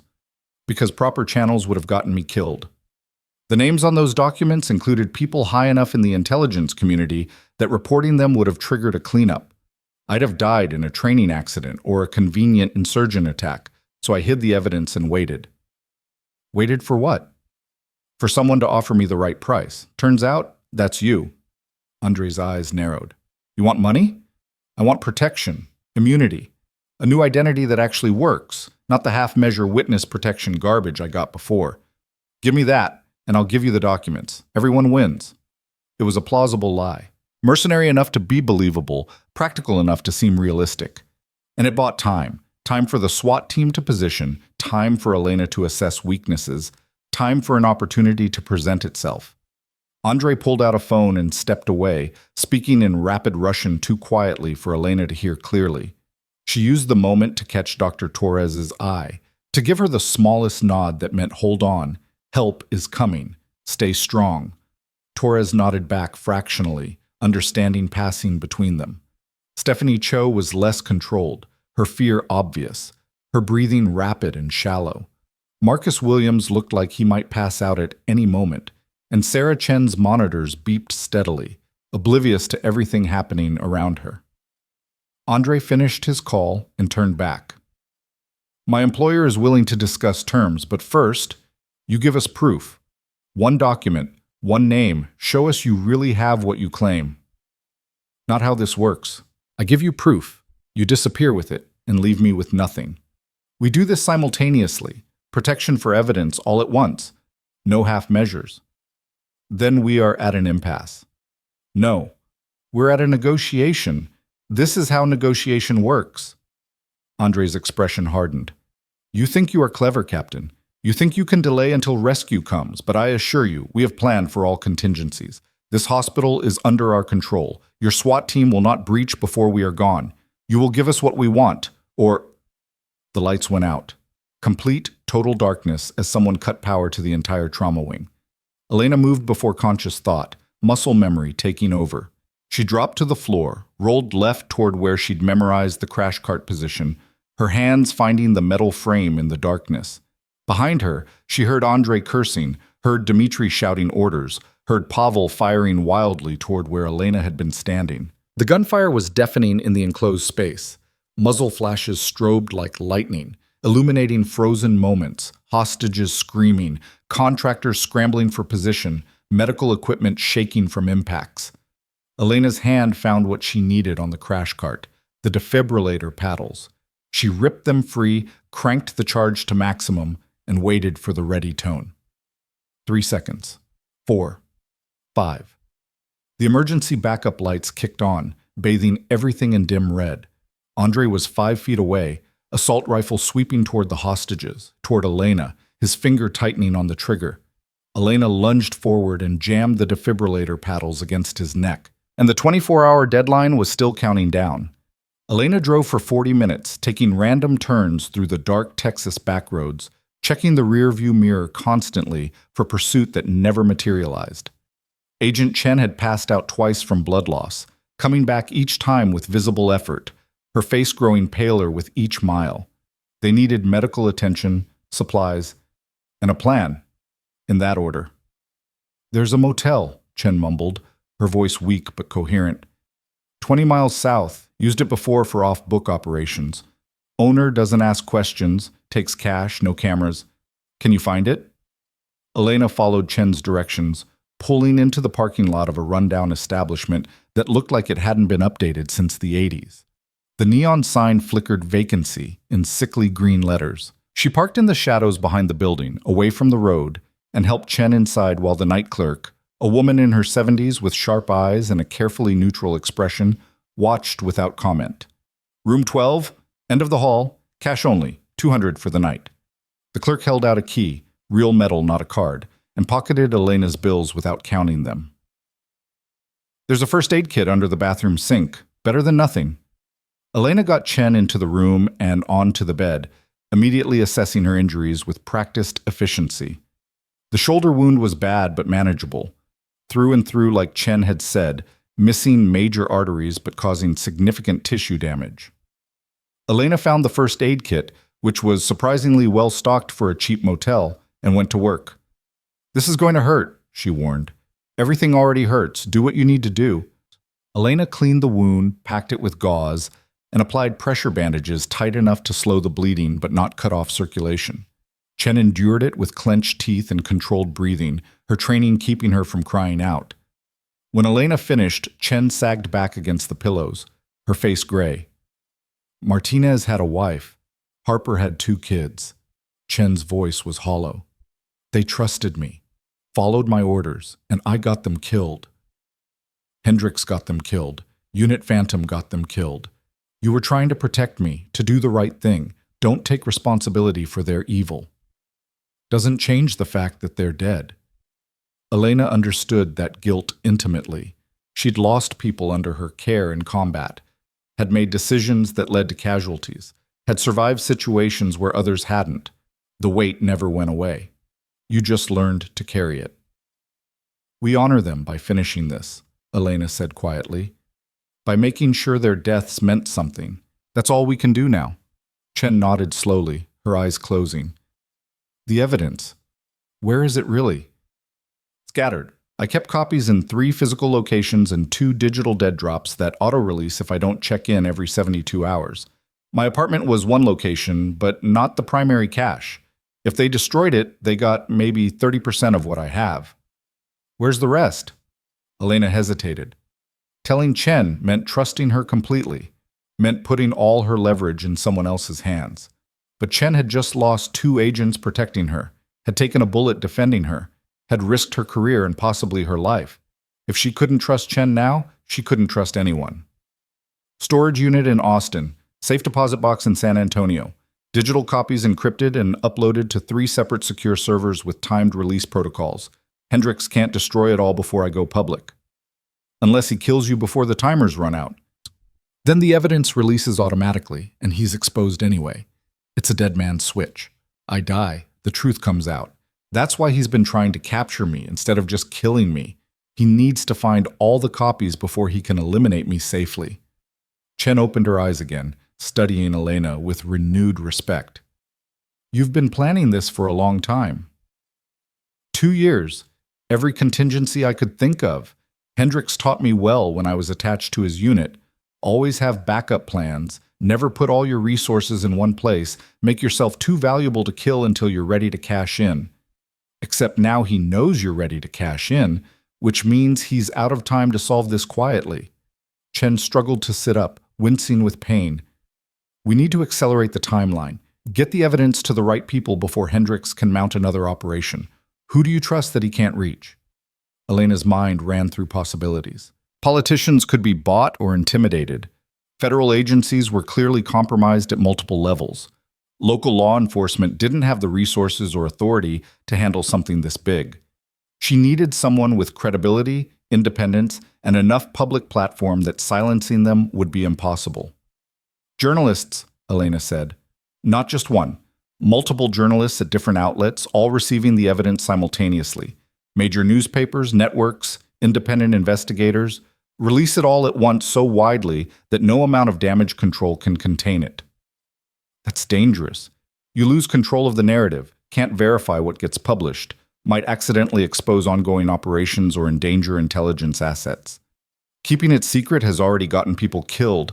I'm done worrying about collateral damage to systems that protected traitors. Elena's voice was hard. The evidence goes public, the whole truth, and people can decide for themselves what to do with it. Chen considered this, her expression troubled. I should argue with you, tell you to go through proper channels, wait for the congressional hearings, let the system work. But you won't. No, because I've seen the system bury too many inconvenient truths. Chen reached for her phone, stopped halfway with a grimace. My phone is compromised, probably tracked. We can't use it. The motel clerk. She seemed like she knew the score. Think she has a burner phone we can buy? Only one way to find out. Elena left Chen resting and returned to the front desk.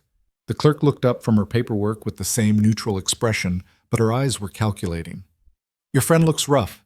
She need a doctor? She needs discretion more than a doctor, and a phone that can't be traced. The clerk studied Elena for a long moment. You running from someone bad, or you someone bad running? Running from someone very bad. Someone who kills federal agents and innocent people to protect themselves. Federal agents. The clerk's expression didn't change, but something shifted in her tone. My son was FBI, killed in the line of duty 15 years ago. They said it was a training accident, but I never believed it. He'd been investigating corruption in his own office, told me he was close to proving something big. Week later, he's dead. Elena felt the pieces click into place. That's why you run this place. Why you help people off the books. Maybe. Maybe I'm just a crazy old woman who can't let go. The clerk pulled out a drawer and extracted a cheap flip phone still in its plastic packaging. Prepaid, untraceable, 200 minutes. You didn't get it from me. How much? No charge. But if you're really going after the people who hurt federal agents, who cover up their crimes and let good people die, the clerk's voice hardened. You make them pay. Every last one. I intend to. Elena took the phone back to the room and found Chen had managed to sit up, her color slightly better, despite the pain she was clearly in. Together, they compiled a list of journalists known for breaking major stories, for standing up to government pressure, for having the courage to publish uncomfortable truths. We should include international press, Chen suggested. BBC, Guardian, Der Spiegel. Harder for Hendricks to intimidate foreign journalists, and they'll give the story global reach. Agreed. But we need to move fast. Every hour we delay is another hour for Hendricks to find us. Elena used the burner phone to send carefully worded messages to a dozen journalists, asking for secure contact protocols for a major national security story involving corruption at the highest levels. Half didn't respond. 3 sent immediate replies with encrypted email addresses and verification procedures. 1. Marcus Chen, no relation to Sarah or Agent Chen, an investigative reporter with the New York Times, sent his personal cell number with a message. If this is about what I think it is, I've been waiting years for this call. Elena dialed the number. Marcus answered on the first ring. This is Marcus Chen. This is Elena Moss, former Army medic, current federal witness, hunted by people who want to bury evidence of treason and corruption.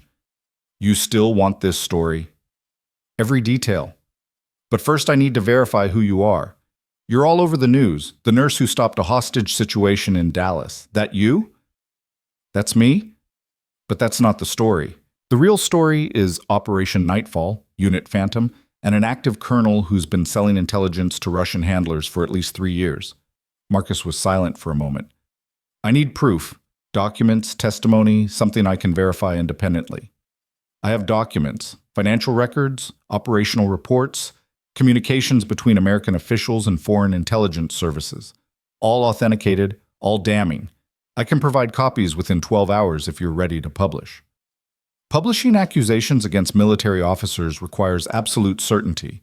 I'll need to vet everything, cross-reference with other sources, give the accused opportunity to respond. No. Elena's voice was flat. No opportunity to respond before publication. They'll use that time to destroy evidence, threaten witnesses, maybe kill more people. You publish the documents with minimal redaction, let the evidence speak for itself, and they can respond after it's already public. Well, that's not standard journalistic practice. This isn't a standard story. People are dying, Marcus.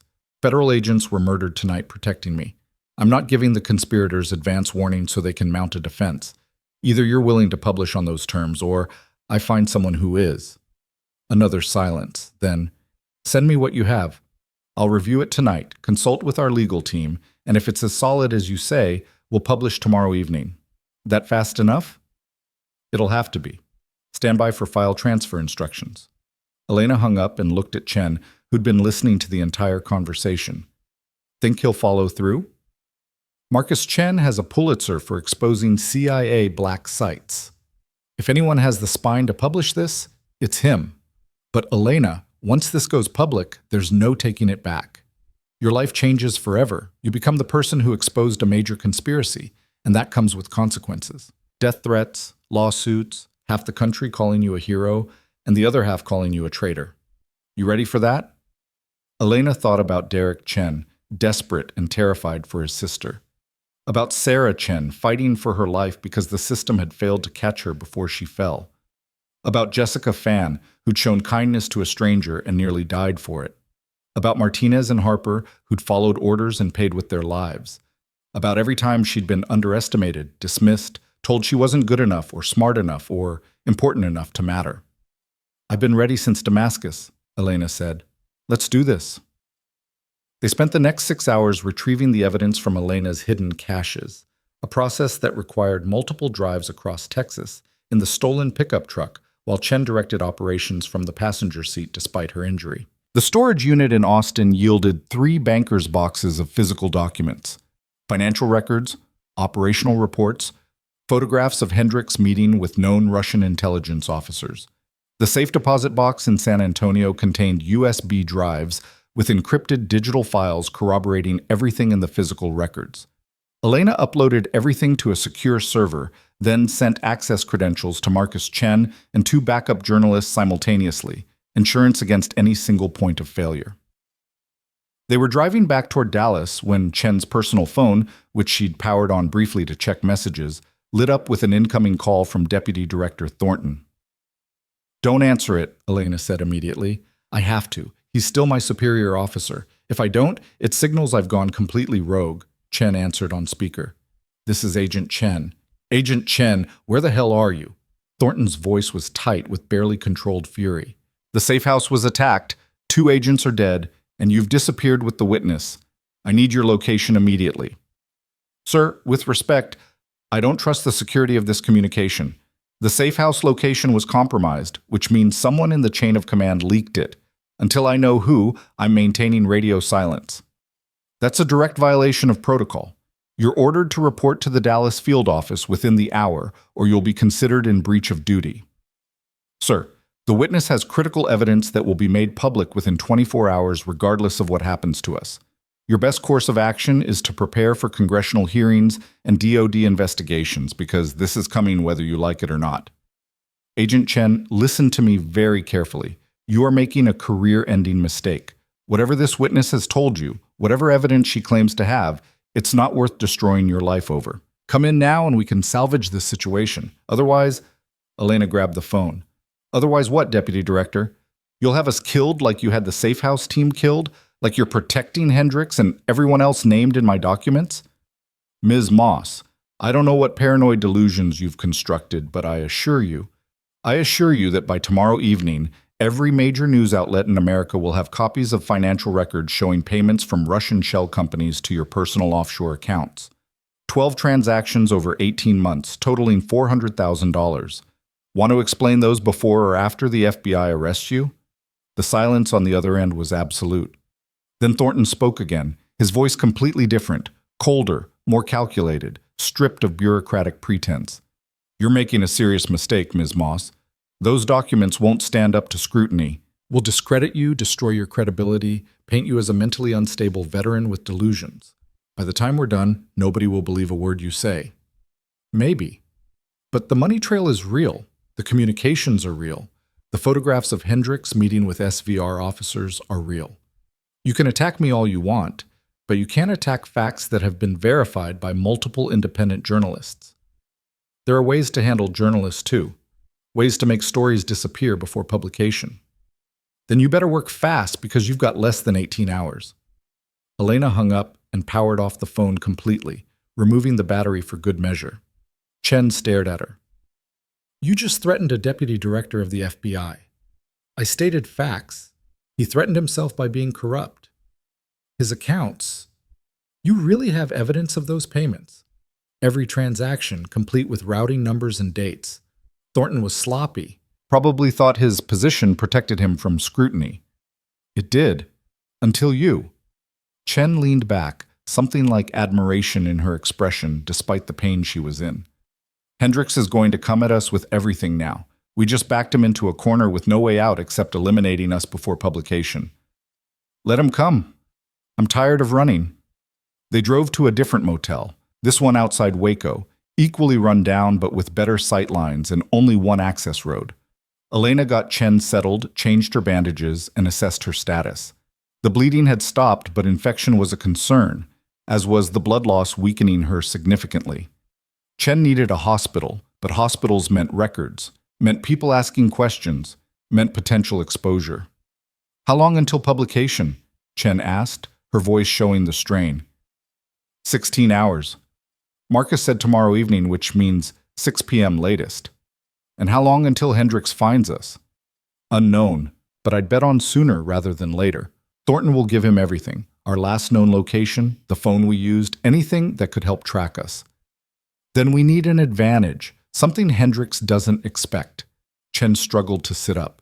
Call Marcus Chen back. Tell him to move the publication up. Publish everything at midnight tonight. Don't wait for tomorrow evening. That's only 8 hours. He'll never get it vetted that fast. He doesn't need to vet it all, just enough to confirm it's credible, then publish with a disclaimer that more details will follow. The important thing is getting it public before Hendricks can stop it. Elena saw the logic immediately. Every hour they waited was another hour for Hendricks to mount an operation, to pressure journalists, to eliminate loose ends. Speed was their best defense. She called Marcus Chen back. We need to accelerate the timeline. Publish tonight at midnight. Whatever you've been able to verify by then, that goes live. The rest can follow in subsequent stories. That's insane. We've barely started going through these files. There's hundreds of documents. And you'll have time to go through all of them after the initial story breaks. But right now, the people named in those documents are trying to kill me and anyone helping me. If you want me alive to testify at hearings and provide additional context, you publish tonight and take away their motivation for keeping me dead. Marcus was quiet for a long moment. You're sure about this? Once it's published, there's no taking it back. If we get something wrong, if the documents turn out to be fabricated, they're not fabricated. They're real, they're verifiable, and they prove treason at the highest levels of American military and intelligence services. That's a story worth taking risks for, isn't it? Yes, Marcus said finally. It is. Okay. Midnight publication. I'll have our legal team working on it now, get whatever verification we can in the next 8 hours, and publish with the caveat that this is an ongoing investigation. But Elena, stay alive until midnight, please. I'll do my best. She ended the call and found Chen watching her with an expression that mixed approval and concern. You just bet everything on a journalist you've never met keeping his word and not folding under pressure. You have a better idea? No. Which is why I'm not arguing. Chen closed her eyes, exhaustion and injury catching up with her. Wake me if Hendricks shows up to kill us. Will do. Elena spent the next 3 hours setting up defensive positions around their motel room. She moved furniture to create barriers, identified firing angles, prepared improvised weapons from materials at hand. It was basic combat preparation, the kind of thing she'd done dozens of times in hostile territory overseas.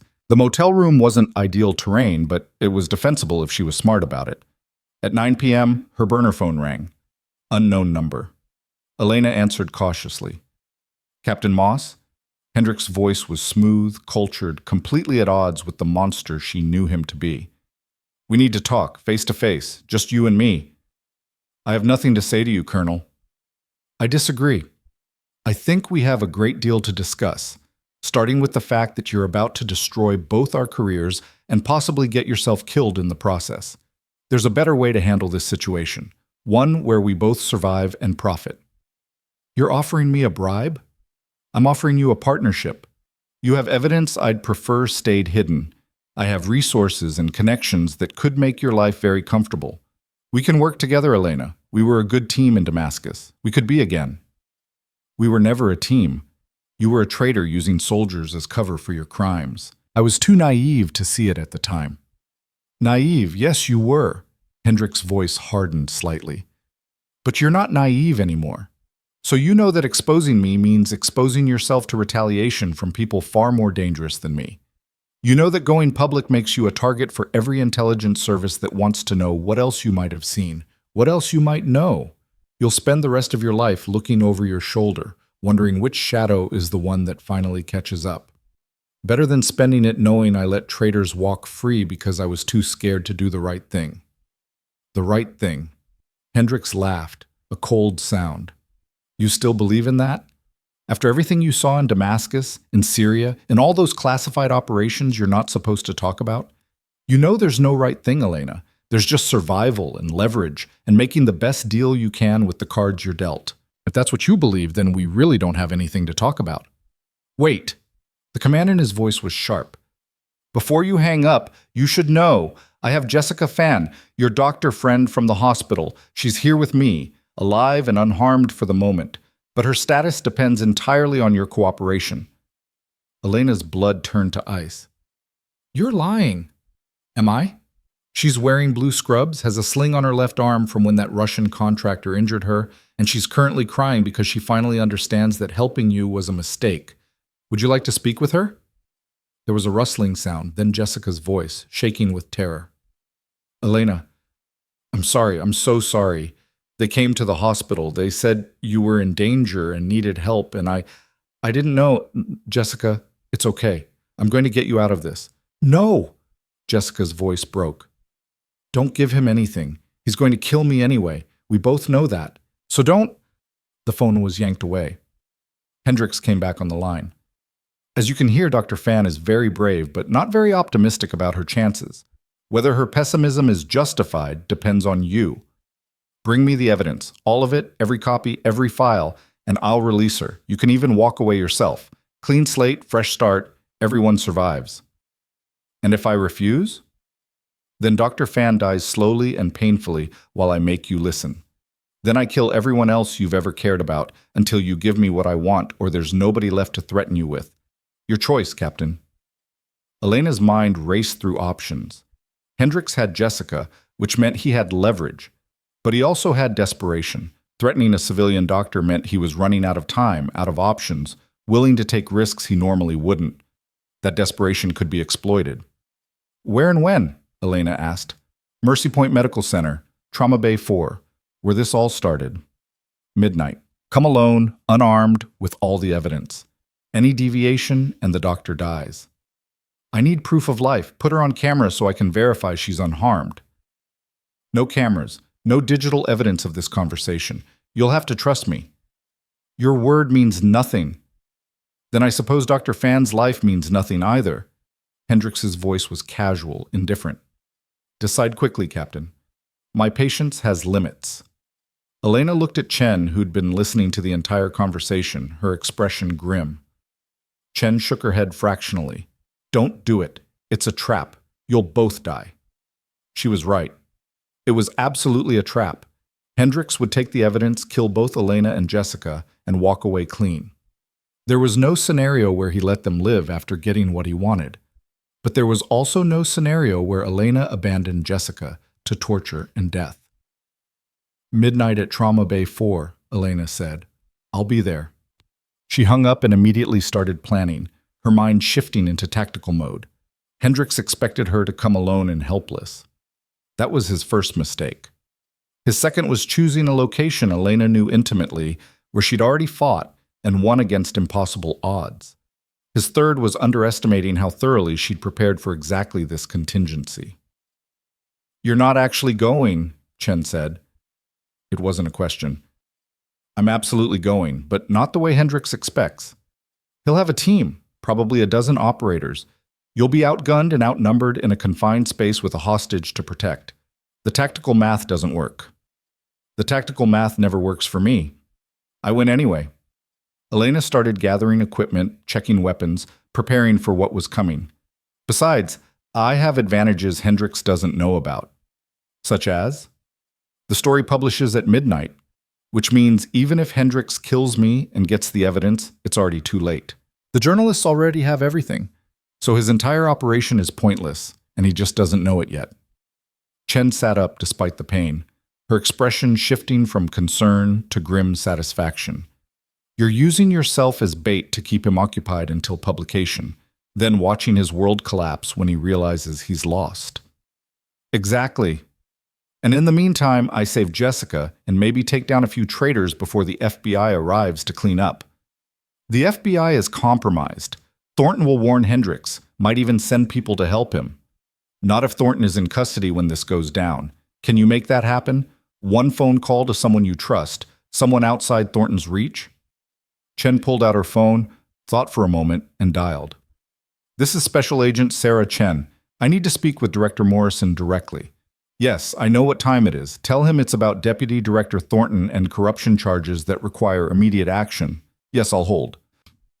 While Chen explained the situation to the FBI director, Elena finalized her preparations. She had 1 rifle, 2 pistols, 4 magazines of ammunition, a combat knife, and a head full of tactical knowledge from 6 years of special operations. Hendricks had more people and more firepower. But Elena had something he didn't. The absolute certainty that she was fighting for justice, not just survival. That had to be enough. Because in 3 hours, either she'd be dead or Hendricks would be exposed. Either way, the truth was coming out. Elena left Chen at the motel with strict instructions to get to a hospital if Elena didn't check in by 1 a.m., along with a backup USB drive containing copies of everything she'd sent to the journalists. Insurance upon insurance, layers of protection that would ensure the evidence survived even if she didn't. The drive to Mercy Point Medical Center took 30 minutes through empty Dallas streets, the city quiet in the late hours before midnight. Elena used the time to center herself, to run through the tactical plan one more time, to prepare mentally for what was almost certainly going to be a fight to the death. She parked 3 blocks away and approached on foot, moving through shadows, staying off main streets, her eyes constantly scanning for watchers or ambush positions. The hospital loomed ahead, its lit windows like eyes watching her approach. Most of the building was dark at this hour, only essential areas still operating. The emergency department glowed with activity. Even at 11:30 p.m., trauma never slept. Elena circled the building once, mapping patrol patterns, identifying security cameras, noting which entrances were monitored and which weren't. She'd worked here for 3 days. She knew the layout, knew the blind spots, knew which doors had faulty locks, and which stairwells were rarely used. That knowledge was about to save her life. She entered through a maintenance entrance on the east side, bypassing the main security desk entirely. The hallways were deserted, just the distant sound of monitors beeping and the occasional nurse making rounds. Elena moved like a ghost through corridors she'd walked as an underestimated rookie, past the nurse's station where Stephanie had ordered her to fetch coffee, past the conference room where Reed had humiliated her, past all the small cruelties that had seemed so important 72 hours ago and now felt like ancient history. Trauma Bay 4 was in the restricted wing, the same area where she'd faced down Derek Chen and talked him into surrender. Elena paused outside the security door, listening. Voices inside, at least 4 distinct speakers, all male, all using the clipped tactical communication style of military operators. Hendricks had brought a team, just as she'd expected. She checked her watch. 11:45. 15 minutes until the story went live. 15 minutes until Hendricks' entire world collapsed, and he didn't even know it yet. Elena smiled grimly and pushed through the door. The scene inside Trauma Bay 4 was a nightmare dressed up as a negotiation. Jessica sat tied to a chair in the center of the room, her face bruised, her eyes red from crying but still defiant.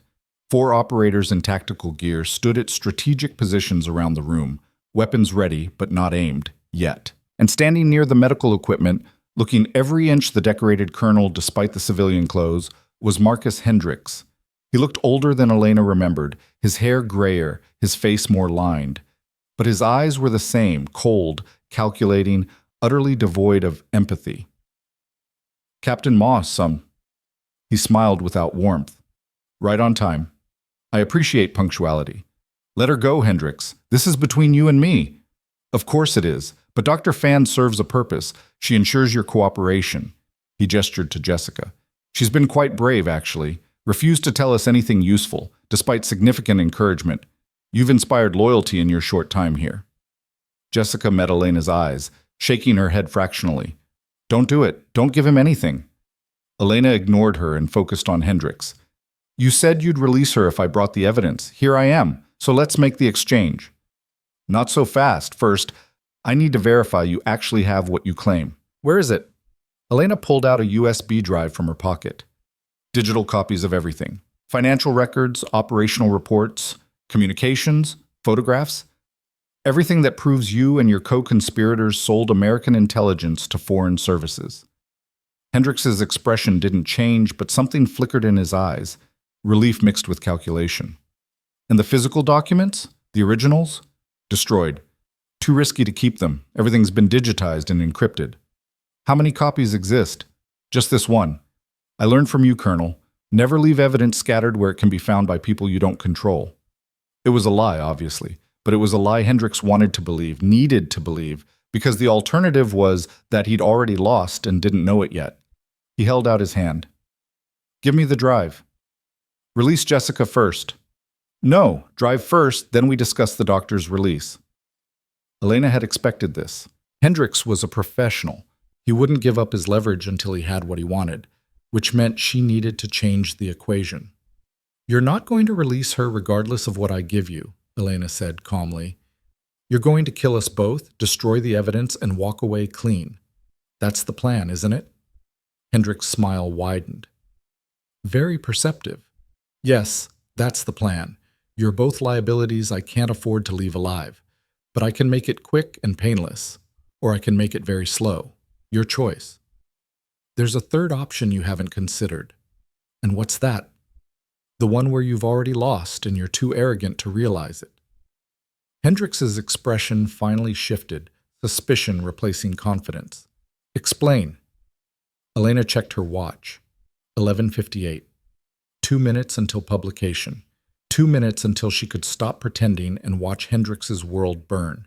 3 months ago, I sent copies of everything to multiple journalists at major news organizations. Not just American, international outlets that you can't threaten or intimidate. I gave them time to verify the documents, to cross-reference with other sources, to build an ironclad case, and I told them to publish at midnight tonight, regardless of what happened to me. Hendricks went very still. "You're lying." "Am I? Check your phone. I bet you have news alerts set up for any stories mentioning your name. Check them." For a long moment, Hendricks didn't move. Then he pulled out his phone, his movements careful, controlled. Elena watched his face as he scrolled through alerts, watched the exact moment he realized she was telling the truth. The color drained from his face. His hand tightened on the phone until the plastic creaked. The New York Times, Washington Post, Guardian, and Der Spiegel have all published in the last 90 seconds, Elena said quietly. Headlines about American military officers selling secrets to Russian intelligence. Your name is in the first paragraph. By morning, it'll be the top story on every network, every website, every newspaper in the world. You're finished, Colonel." The room erupted. Hendricks' operators moved immediately, weapons coming up, fingers on triggers. But Elena was already moving too, dropping low and rolling toward the equipment she'd positioned during her reconnaissance earlier. The crash cart she'd pulled into the room before Hendricks' team arrived. The one with the defibrillator she'd set to maximum charge and armed. She grabbed the paddles and squeezed the triggers, sending 300 joules of electricity through the metal cart and into the operator closest to it. He convulsed and dropped, his rifle clattering to the floor. Elena scooped it up and fired a 3-round burst at the ceiling sprinkler system, shattering the glass bulbs and triggering the fire suppression system. Water exploded from the ceiling, drenching everything in seconds, turning the floor slick and visibility to nearly zero. Elena used the chaos to close the distance to Jessica, cutting her restraints with the combat knife she'd concealed in her boot. "Stay low and move toward the emergency exit," Elena hissed. "I'll cover you." "Elena, there's too many of them. Go!" Jessica ran, stumbling on the wet floor but staying upright. 2 operators swung their weapons toward her, and Elena engaged them immediately, firing controlled bursts that forced them to take cover. She wasn't trying to kill them, not yet. She was creating confusion, preventing them from organizing, buying time for Jessica to escape and for backup to arrive. Because backup was coming. Elena had made one more call before leaving the motel, to someone who owed her a favor and had the resources to deliver. The emergency exit door crashed open and Dallas PD SWAT flooded through, tactical lights cutting through the water-filled chaos, voices shouting commands. Elena dropped her weapon immediately, hands visible, knowing that in this confusion she looked just like any other armed combatant. "Federal witness Elena Moss. Friendly. Don't shoot." The SWAT commander, the same sergeant who'd coordinated the response during the contractor attack, recognized her voice. "Moss, get down on the ground! Everyone on the ground, now!" Elena complied, pressing her face to the wet linoleum while SWAT secured the room with overwhelming force. Hendricks' operators were professionals. They knew when a situation was unrecoverable.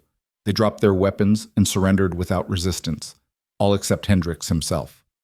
Elena lifted her head just enough to see him backing toward the trauma bay entrance, a pistol in his hand, his face twisted with rage and desperation. He grabbed the nearest person, a nurse who'd been hiding behind equipment during the firefight, and put the gun to her head. "Everyone back!" Hendricks screamed. "Back or she dies!" The SWAT team froze, weapons trained but unable to fire without risking the hostage. Hendricks dragged the terrified nurse toward the door, his eyes wild, his carefully constructed composure completely shattered. "This is your fault, Moss," he was shouting now, spittle flying. "You destroyed everything. My career, my life, everything I built. For what? Your pathetic sense of morality?" Elena slowly stood up, hands still visible, her voice calm despite the weapon pointed at an innocent woman. "For justice. For the soldiers who died because you sold their positions to the enemy. For the intelligence assets who were captured because you gave up their names. For everyone who trusted you and paid with their lives. They were acceptable losses, casualties of a necessary operation. They were people, and you murdered them for money." Hendricks' hand was shaking now, the gun wavering against the nurse's temple. Elena recognized the signs. A man at the end of his rope, desperate enough to be unpredictable, dangerous enough to kill just to inflict final damage before going down. She needed to end this before someone else died. "Colonel Hendricks." Elena's voice shifted, taking on the formal military tone she'd used years ago when reporting to superior officers. "You taught me that a good operator always has an exit strategy. What's yours? You can't fight your way out. You can't negotiate. Your leverage is already gone. The story is public. The evidence is verified. And in about 3 minutes, the FBI is going to arrive with arrest warrants. So what's your play?" Hendricks stared at her, his chest heaving, his face flushed with fury. For a moment, Elena thought he might actually pull the trigger, might kill the nurse just out of spite. Then his hand dropped. The gun clattered to the floor. His shoulders slumped in defeat. "I want a lawyer," he said quietly, "and full immunity in exchange for testimony about the others involved. That's not my call, but I'll make sure the prosecutors hear your offer." Elena nodded to the SWAT team. Secure him. They moved in immediately, cuffing Hendricks with professional efficiency while reading his rights. The nurse he'd held hostage collapsed, sobbing with relief. Jessica appeared from wherever she'd taken shelter and ran to Elena, throwing her arms around her in a fierce hug. "You came for me?" Jessica sobbed into Elena's shoulder. "You actually came." "Of course I did. You're my friend. I thought I was going to die. I thought, but you didn't. You're safe now. We both are." The moment was interrupted by the arrival of FBI agents, led by a woman Elena didn't recognize, tall, authoritative, wearing a jacket with FBI Director stenciled across the back. She surveyed the scene with the expression of someone who'd seen too many disasters and wasn't impressed by one more. "Elena Moss?" Her voice carried absolute authority. "That's me. I'm Director Morrison. Agent Chen briefed me on the situation. Deputy Director Thornton is already in custody, and we have teams moving to arrest the other conspirators named in your evidence. You've created quite a mess, Miss Moss." "I exposed corruption and treason. If that's a mess, I'll own it." Morrison studied her for a long moment. "The journalists published your story 9 minutes ago. It's already the top trending topic globally. Congressional leaders are demanding emergency hearings. The president has been briefed, and you," she paused, "you're either the bravest person I've met or the most reckless. Possibly both. Will the evidence stand up in court?" "Our preliminary analysis suggests yes. The documentation is extensive, well-organized, and corroborated by multiple independent sources. Assuming it survives the legal challenges, which will be substantial, we're looking at the biggest corruption scandal in modern American military history." "Good. That's what it should be." Morrison's expression softened fractionally. "You know your life is never going to be the same, right? The publicity, the attention, the conspiracy theorists who will claim you fabricated everything, the loyal supporters of the accused who will threaten you. It never stops. Even after trials and convictions, you'll always be the woman who exposed the conspiracy. That's your identity now." Elena looked around Trauma Bay 4, at the water-damaged equipment and bullet holes and traumatized staff. At Jessica standing beside her, bruised but alive. At Hendricks being led away in handcuffs, his career destroyed, his legacy in ruins. At the SWAT team and FBI agents and hospital security all working together to process the scene. She thought about 3 days ago, when she'd been invisible, dismissed, underestimated, treated like she didn't matter. "I can live with that," Elena said. The next 72 hours passed in a blur of interviews, depositions, and media appearances that Elena's lawyer, a fierce advocate provided by the ACLU, who specialized in whistleblower cases, carefully vetted and controlled.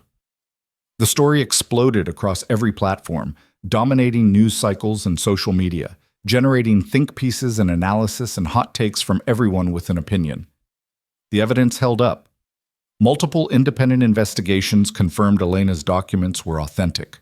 Financial forensics traced the money from Russian intelligence cutouts to offshore accounts belonging to Hendricks, Thornton, and 7 other American officials. Communications analysis verified that classified information had been transmitted to hostile foreign services through encrypted channels. Satellite photography showed Hendricks meeting with known SVR officers at locations and times that matched Elena's documentation. It was airtight, undeniable, devastating. Hendricks was charged with espionage, treason, conspiracy, and murder in the deaths of intelligence assets whose identities he'd sold. Thornton faced similar charges, plus obstruction of justice for trying to bury the investigation. The senator, the CIA deputy director, and the Pentagon logistics coordinator were all arrested on coordinated warrants, their homes and offices raided simultaneously to prevent evidence destruction. The scandal consumed Washington. Congressional hearings were scheduled. The president gave a primetime address promising accountability and reform. Military and intelligence agencies scrambled to assess the damage and identify other potential compromised personnel. And through it all, Elena remained at the center, the witness everyone wanted to hear from, the veteran who'd risked everything to expose betrayal at the highest levels. She testified before the Senate Intelligence Committee in a closed session that lasted 6 hours, answering every question with precise detail, providing context and clarification that only someone with direct operational experience could offer. The senators listened with rapt attention, their partisan differences temporarily forgotten in the face of such comprehensive corruption. Afterward, Senator Patricia Alvarez, chair of the committee, approached Elena privately. Ms. Moss, what you've done here is extraordinary. You've upheld your oath to defend the Constitution against all enemies, foreign and domestic, at tremendous personal cost. The nation owes you a debt of gratitude.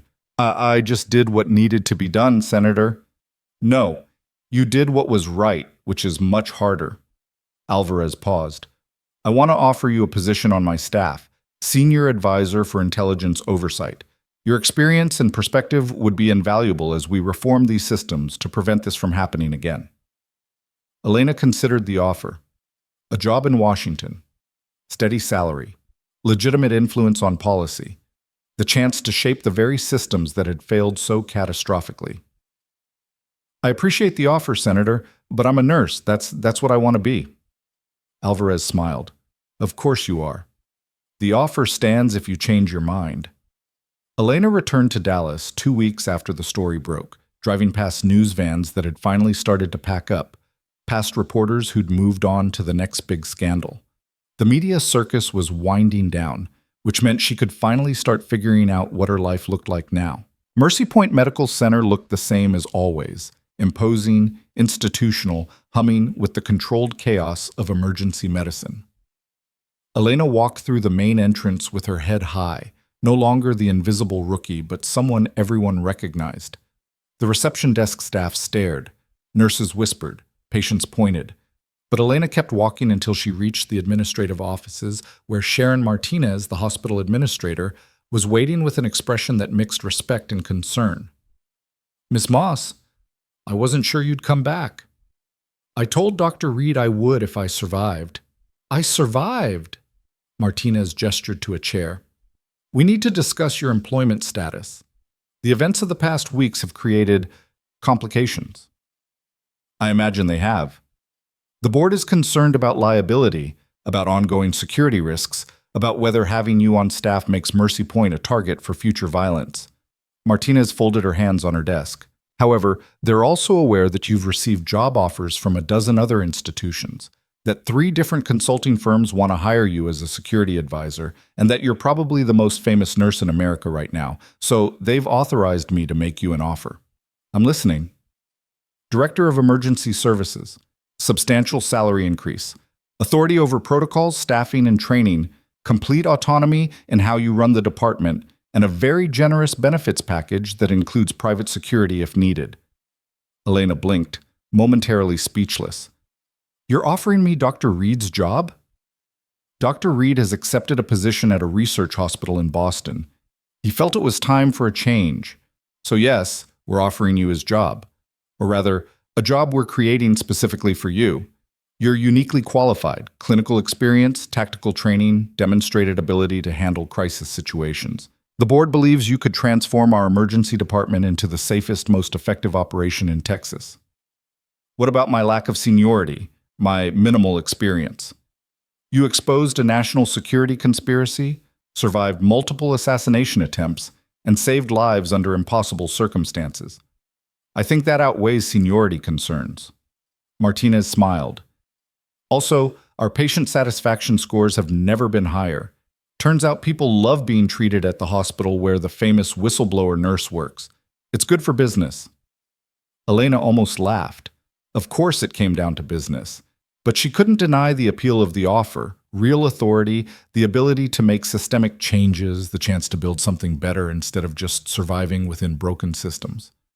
I'll take it, with one condition. Name it. We establish a comprehensive addiction support program, partnering with social services to provide intervention and treatment referrals for patients like Sarah Chen before they reach crisis point. And we name it after Derek Chen, the man whose desperation to help his sister led to all of this. Martinez considered. That's actually brilliant from a PR perspective.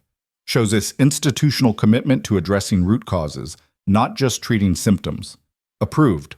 What else? I want Dr. Torres promoted to senior trauma surgeon. I want Stephanie Cho given additional leadership training.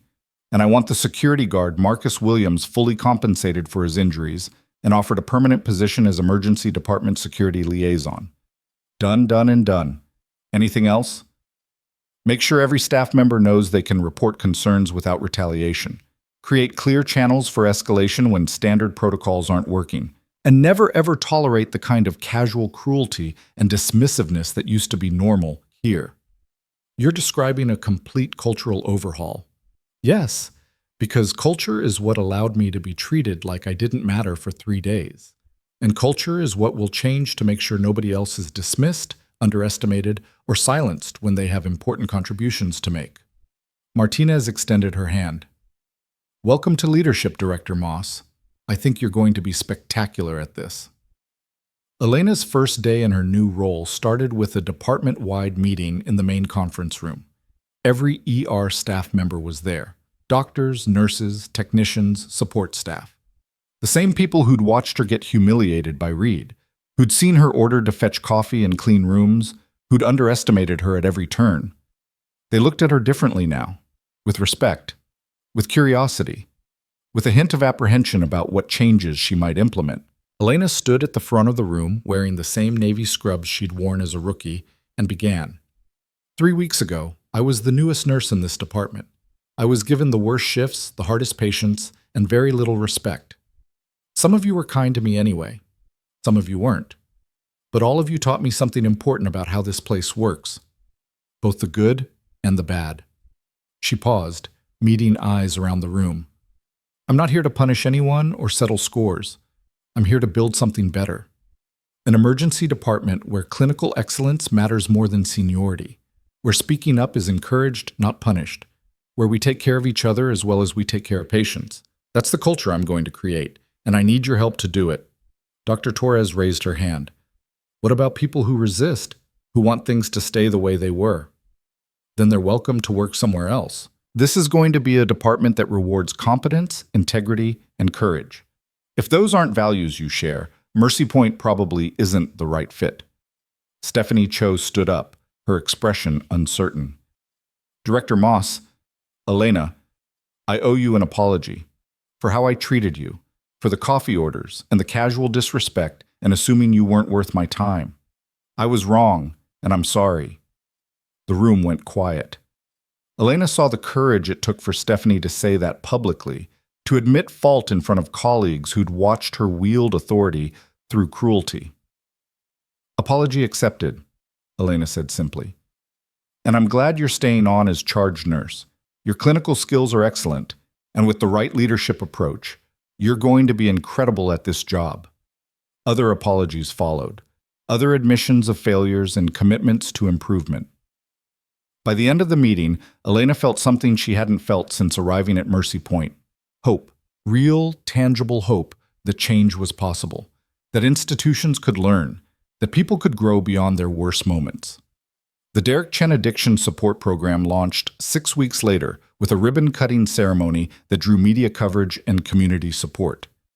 Derek himself attended, released on supervised parole pending trial, his charges reduced to assault in exchange for testimony about his sister's struggle with addiction and his desperate attempt to help her. Sarah stood beside him, 90 days sober and working with a recovery sponsor, her life slowly rebuilding from the wreckage. I don't know how to thank you, Derek said to Elena after the ceremony. For Sarah, for this program, for giving me a chance to make something positive come from the worst day of my life. Thank yourself. You loved your sister enough to fight for her. That love is what saved her, not me. You fought for both of us when you had every reason not to. That's something I'll never forget. Elena watched them leave together, Sarah leaning on her brother's arm, both of them damaged but healing, both of them proof that redemption was possible even after terrible mistakes. Jessica found her standing alone in the lobby, looking out at the Dallas skyline. You've transformed this place in 2 months. It's remarkable. It's a start. There's still so much to fix. There always will be.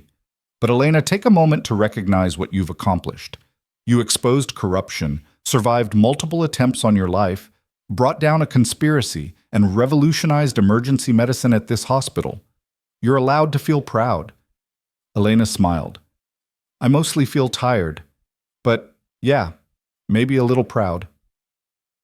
Senator Alvarez called me today, asked if I thought you'd reconsidered her job offer. What did you tell her? That you're exactly where you're supposed to be. Jessica squeezed Elena's shoulder. This is your fight. Making healthcare better, one patient at a time. That's your mission now. 6 months after the scandal broke, Elena testified at Hendrix's trial in a federal courthouse in Washington, D.C. The courtroom was packed with journalists, military officials, and family members of the intelligence assets whose deaths Hendrix had caused. Elena took the stand in her dress uniform. She'd been granted special permission to wear it despite her civilian status, in recognition of her service and sacrifice. The prosecutor walked her through the Damascus operation, the documents she'd discovered, the decision to hide rather than report the evidence. Elena answered every question clearly, professionally, without emotion, letting the facts speak for themselves. Hendrix's defense attorney tried to discredit her during cross-examination, suggesting she'd fabricated evidence, misunderstood what she'd seen, let personal animosity cloud her judgment. Elena weathered it all with the same calm she'd shown facing down armed contractors, responding to each attack with documented facts and corroborated testimony. The jury deliberated for 4 hours before returning guilty verdicts on all counts. Hendrix was sentenced to life in federal prison without possibility of parole. Thornton received 25 years. The other conspirators faced similar sentences, their careers destroyed, their legacies reduced to cautionary tales about corruption and betrayal. Elena felt no satisfaction in their convictions. Justice wasn't about revenge or seeing enemies punished.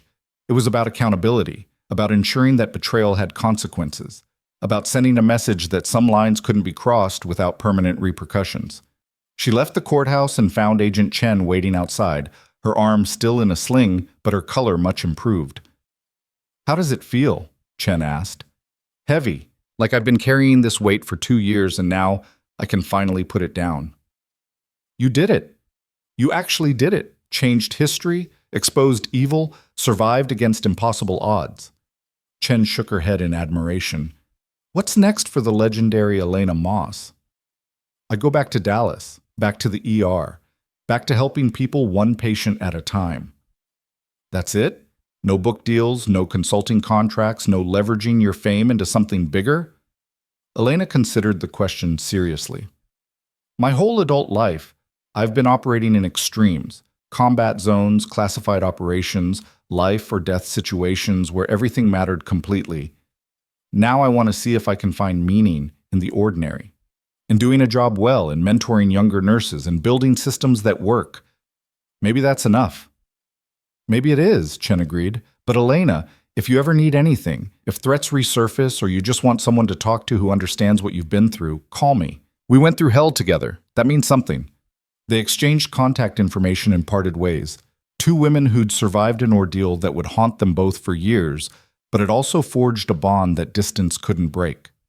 Elena returned to Dallas on a commercial flight. No security detail, no special treatment, just another passenger and coach watching the country roll by beneath her. She thought about all the people whose lives had intersected with hers over the past months: Derek and Sarah Chen, Jessica Fan, Dr. Torres, Stephanie Cho, Marcus Williams, Agent Chen, Colonel Wei, even Dr. Reed in his own complicated way. She thought about the soldiers she'd served with in Damascus and Syria and Afghanistan, the ones who'd trusted her to keep them alive when they were wounded. She thought about the intelligence assets whose deaths she'd avenged by exposing the traitor who'd sold them out. She thought about every time someone had underestimated her, dismissed her, assumed she didn't matter because she was small or quiet or new. And she smiled, because they'd all been wrong. She'd mattered more than any of them could have imagined, not because of fame or recognition or dramatic confrontations, but because she'd refused to accept that injustice was inevitable, that corruption was just how the system worked, that one person couldn't make a difference. She'd made a difference, a permanent, undeniable difference that would ripple through military and intelligence communities for generations. That was enough. More than enough. The Dallas skyline appeared in the airplane window, familiar and welcoming in the evening light. Elena felt something she hadn't felt in 2 years of hiding and fear and constant vigilance. She felt home. Mercy Point Medical Center was in the middle of a shift change when Elena arrived, staff flowing in and out, with the practiced efficiency of people who'd done this dance 1,000 times. She walked through the doors, and several people greeted her by name. "Director Moss, good to see you. Welcome back." The emergency department was controlled chaos as always. 3 patients in the waiting room, 2 ambulances pulling up outside, monitors beeping, and staff moving with purposeful urgency. Elena changed into scrubs in the locker room, pinned on her badge, and stepped onto the floor ready to work. A nurse, one of the newer hires Elena had personally recruited, approached with a tablet. "Director Moss, we have a multi-vehicle accident incoming. 5 patients, 2 critical. Dr. Torres is scrubbing in now, but we need... I'll take point on triage. Get trauma bays prepped, contact blood bank for O-negative standby, and make sure respiratory therapy is available. Let's move." The nurse nodded and ran to execute the orders while Elena coordinated with the incoming ambulance crews over radio. This was what she was good at, what she loved, the organized chaos of emergency medicine, where quick decisions and competent action meant the difference between life and death. The trauma bays filled rapidly, patients stabilized, surgeons called in, families notified. Elena moved through it all with calm efficiency, her hands steady, her voice clear, her judgment sharp. She saved 3 lives before midnight, participated in complex resuscitations that would have seemed impossible to the rookie nurse she'd been 3 months ago. She'd always had these skills, the training, the experience, the ability to perform under pressure. But now she also had authority, respect, and the freedom to implement changes that made the entire system more effective. Around 2 a.m., during a rare quiet moment, Jessica found Elena reviewing patient charts at the nurse's station. "You know you don't have to work the floor anymore, right? You're the director. You could supervise from an office." "Where's the fun in that?" Elena smiled. "Besides, how can I train the next generation if I'm not here showing them how it's done?" "Fair point." Jessica sat down beside her. "I heard from Marcus Chen today. The Times is doing a follow-up story on the conspiracy trial outcomes. He wanted to know if you'd be willing to do an interview about lessons learned, about how institutions can prevent this kind of corruption." "What did you tell him?" "That you'd consider it. Will you?" Elena thought about all the people who'd be reading that story. Veterans wondering if they should speak up about wrongdoing they'd witnessed. Whistleblowers trying to decide if the personal cost was worth it. Ordinary people trying to understand how corruption took root and how it could be stopped. "Yeah, I'll do it. If it helps even one person find the courage to stand up for what's right, it's worth it. You're still fighting, even after everything. That's who you are." "I guess it is." Elena closed the chart she'd been reviewing. "But now I'm fighting with institutional support instead of against it. That's the real victory, changing systems so they enable courage instead of punishing it." The emergency department doors opened and paramedics wheeled in a patient on a gurney, calling out vital signs and injury reports. Elena was on her feet immediately, moving to assess and direct treatment, slipping seamlessly back into the rhythm of emergency medicine. This was her battlefield now, not deserts and mountains and hostile foreign cities, but trauma bays and operating rooms and emergency departments where people came when everything else had failed. Where seconds mattered and decisions were final and competence was the only currency that bought survival. She'd been trained to save lives in the worst possible circumstances. Now she had the platform and authority to build systems that made saving lives easier, to mentor others to be excellent caregivers, to ensure that the mistakes and cruelties that had nearly destroyed her would never derail another talented professional. She'd been underestimated, dismissed, told she didn't matter. She'd proven them all wrong in the most spectacular way possible. And now, in the quiet moments between crises, in the ordinary work of healing and teaching and leading, Elena Moss was finally exactly where she belonged, standing tall, fighting for justice one patient at a time, refusing to let anyone tell her she was too small or too quiet or too inexperienced to change the world. Because she already had, and she was just getting started.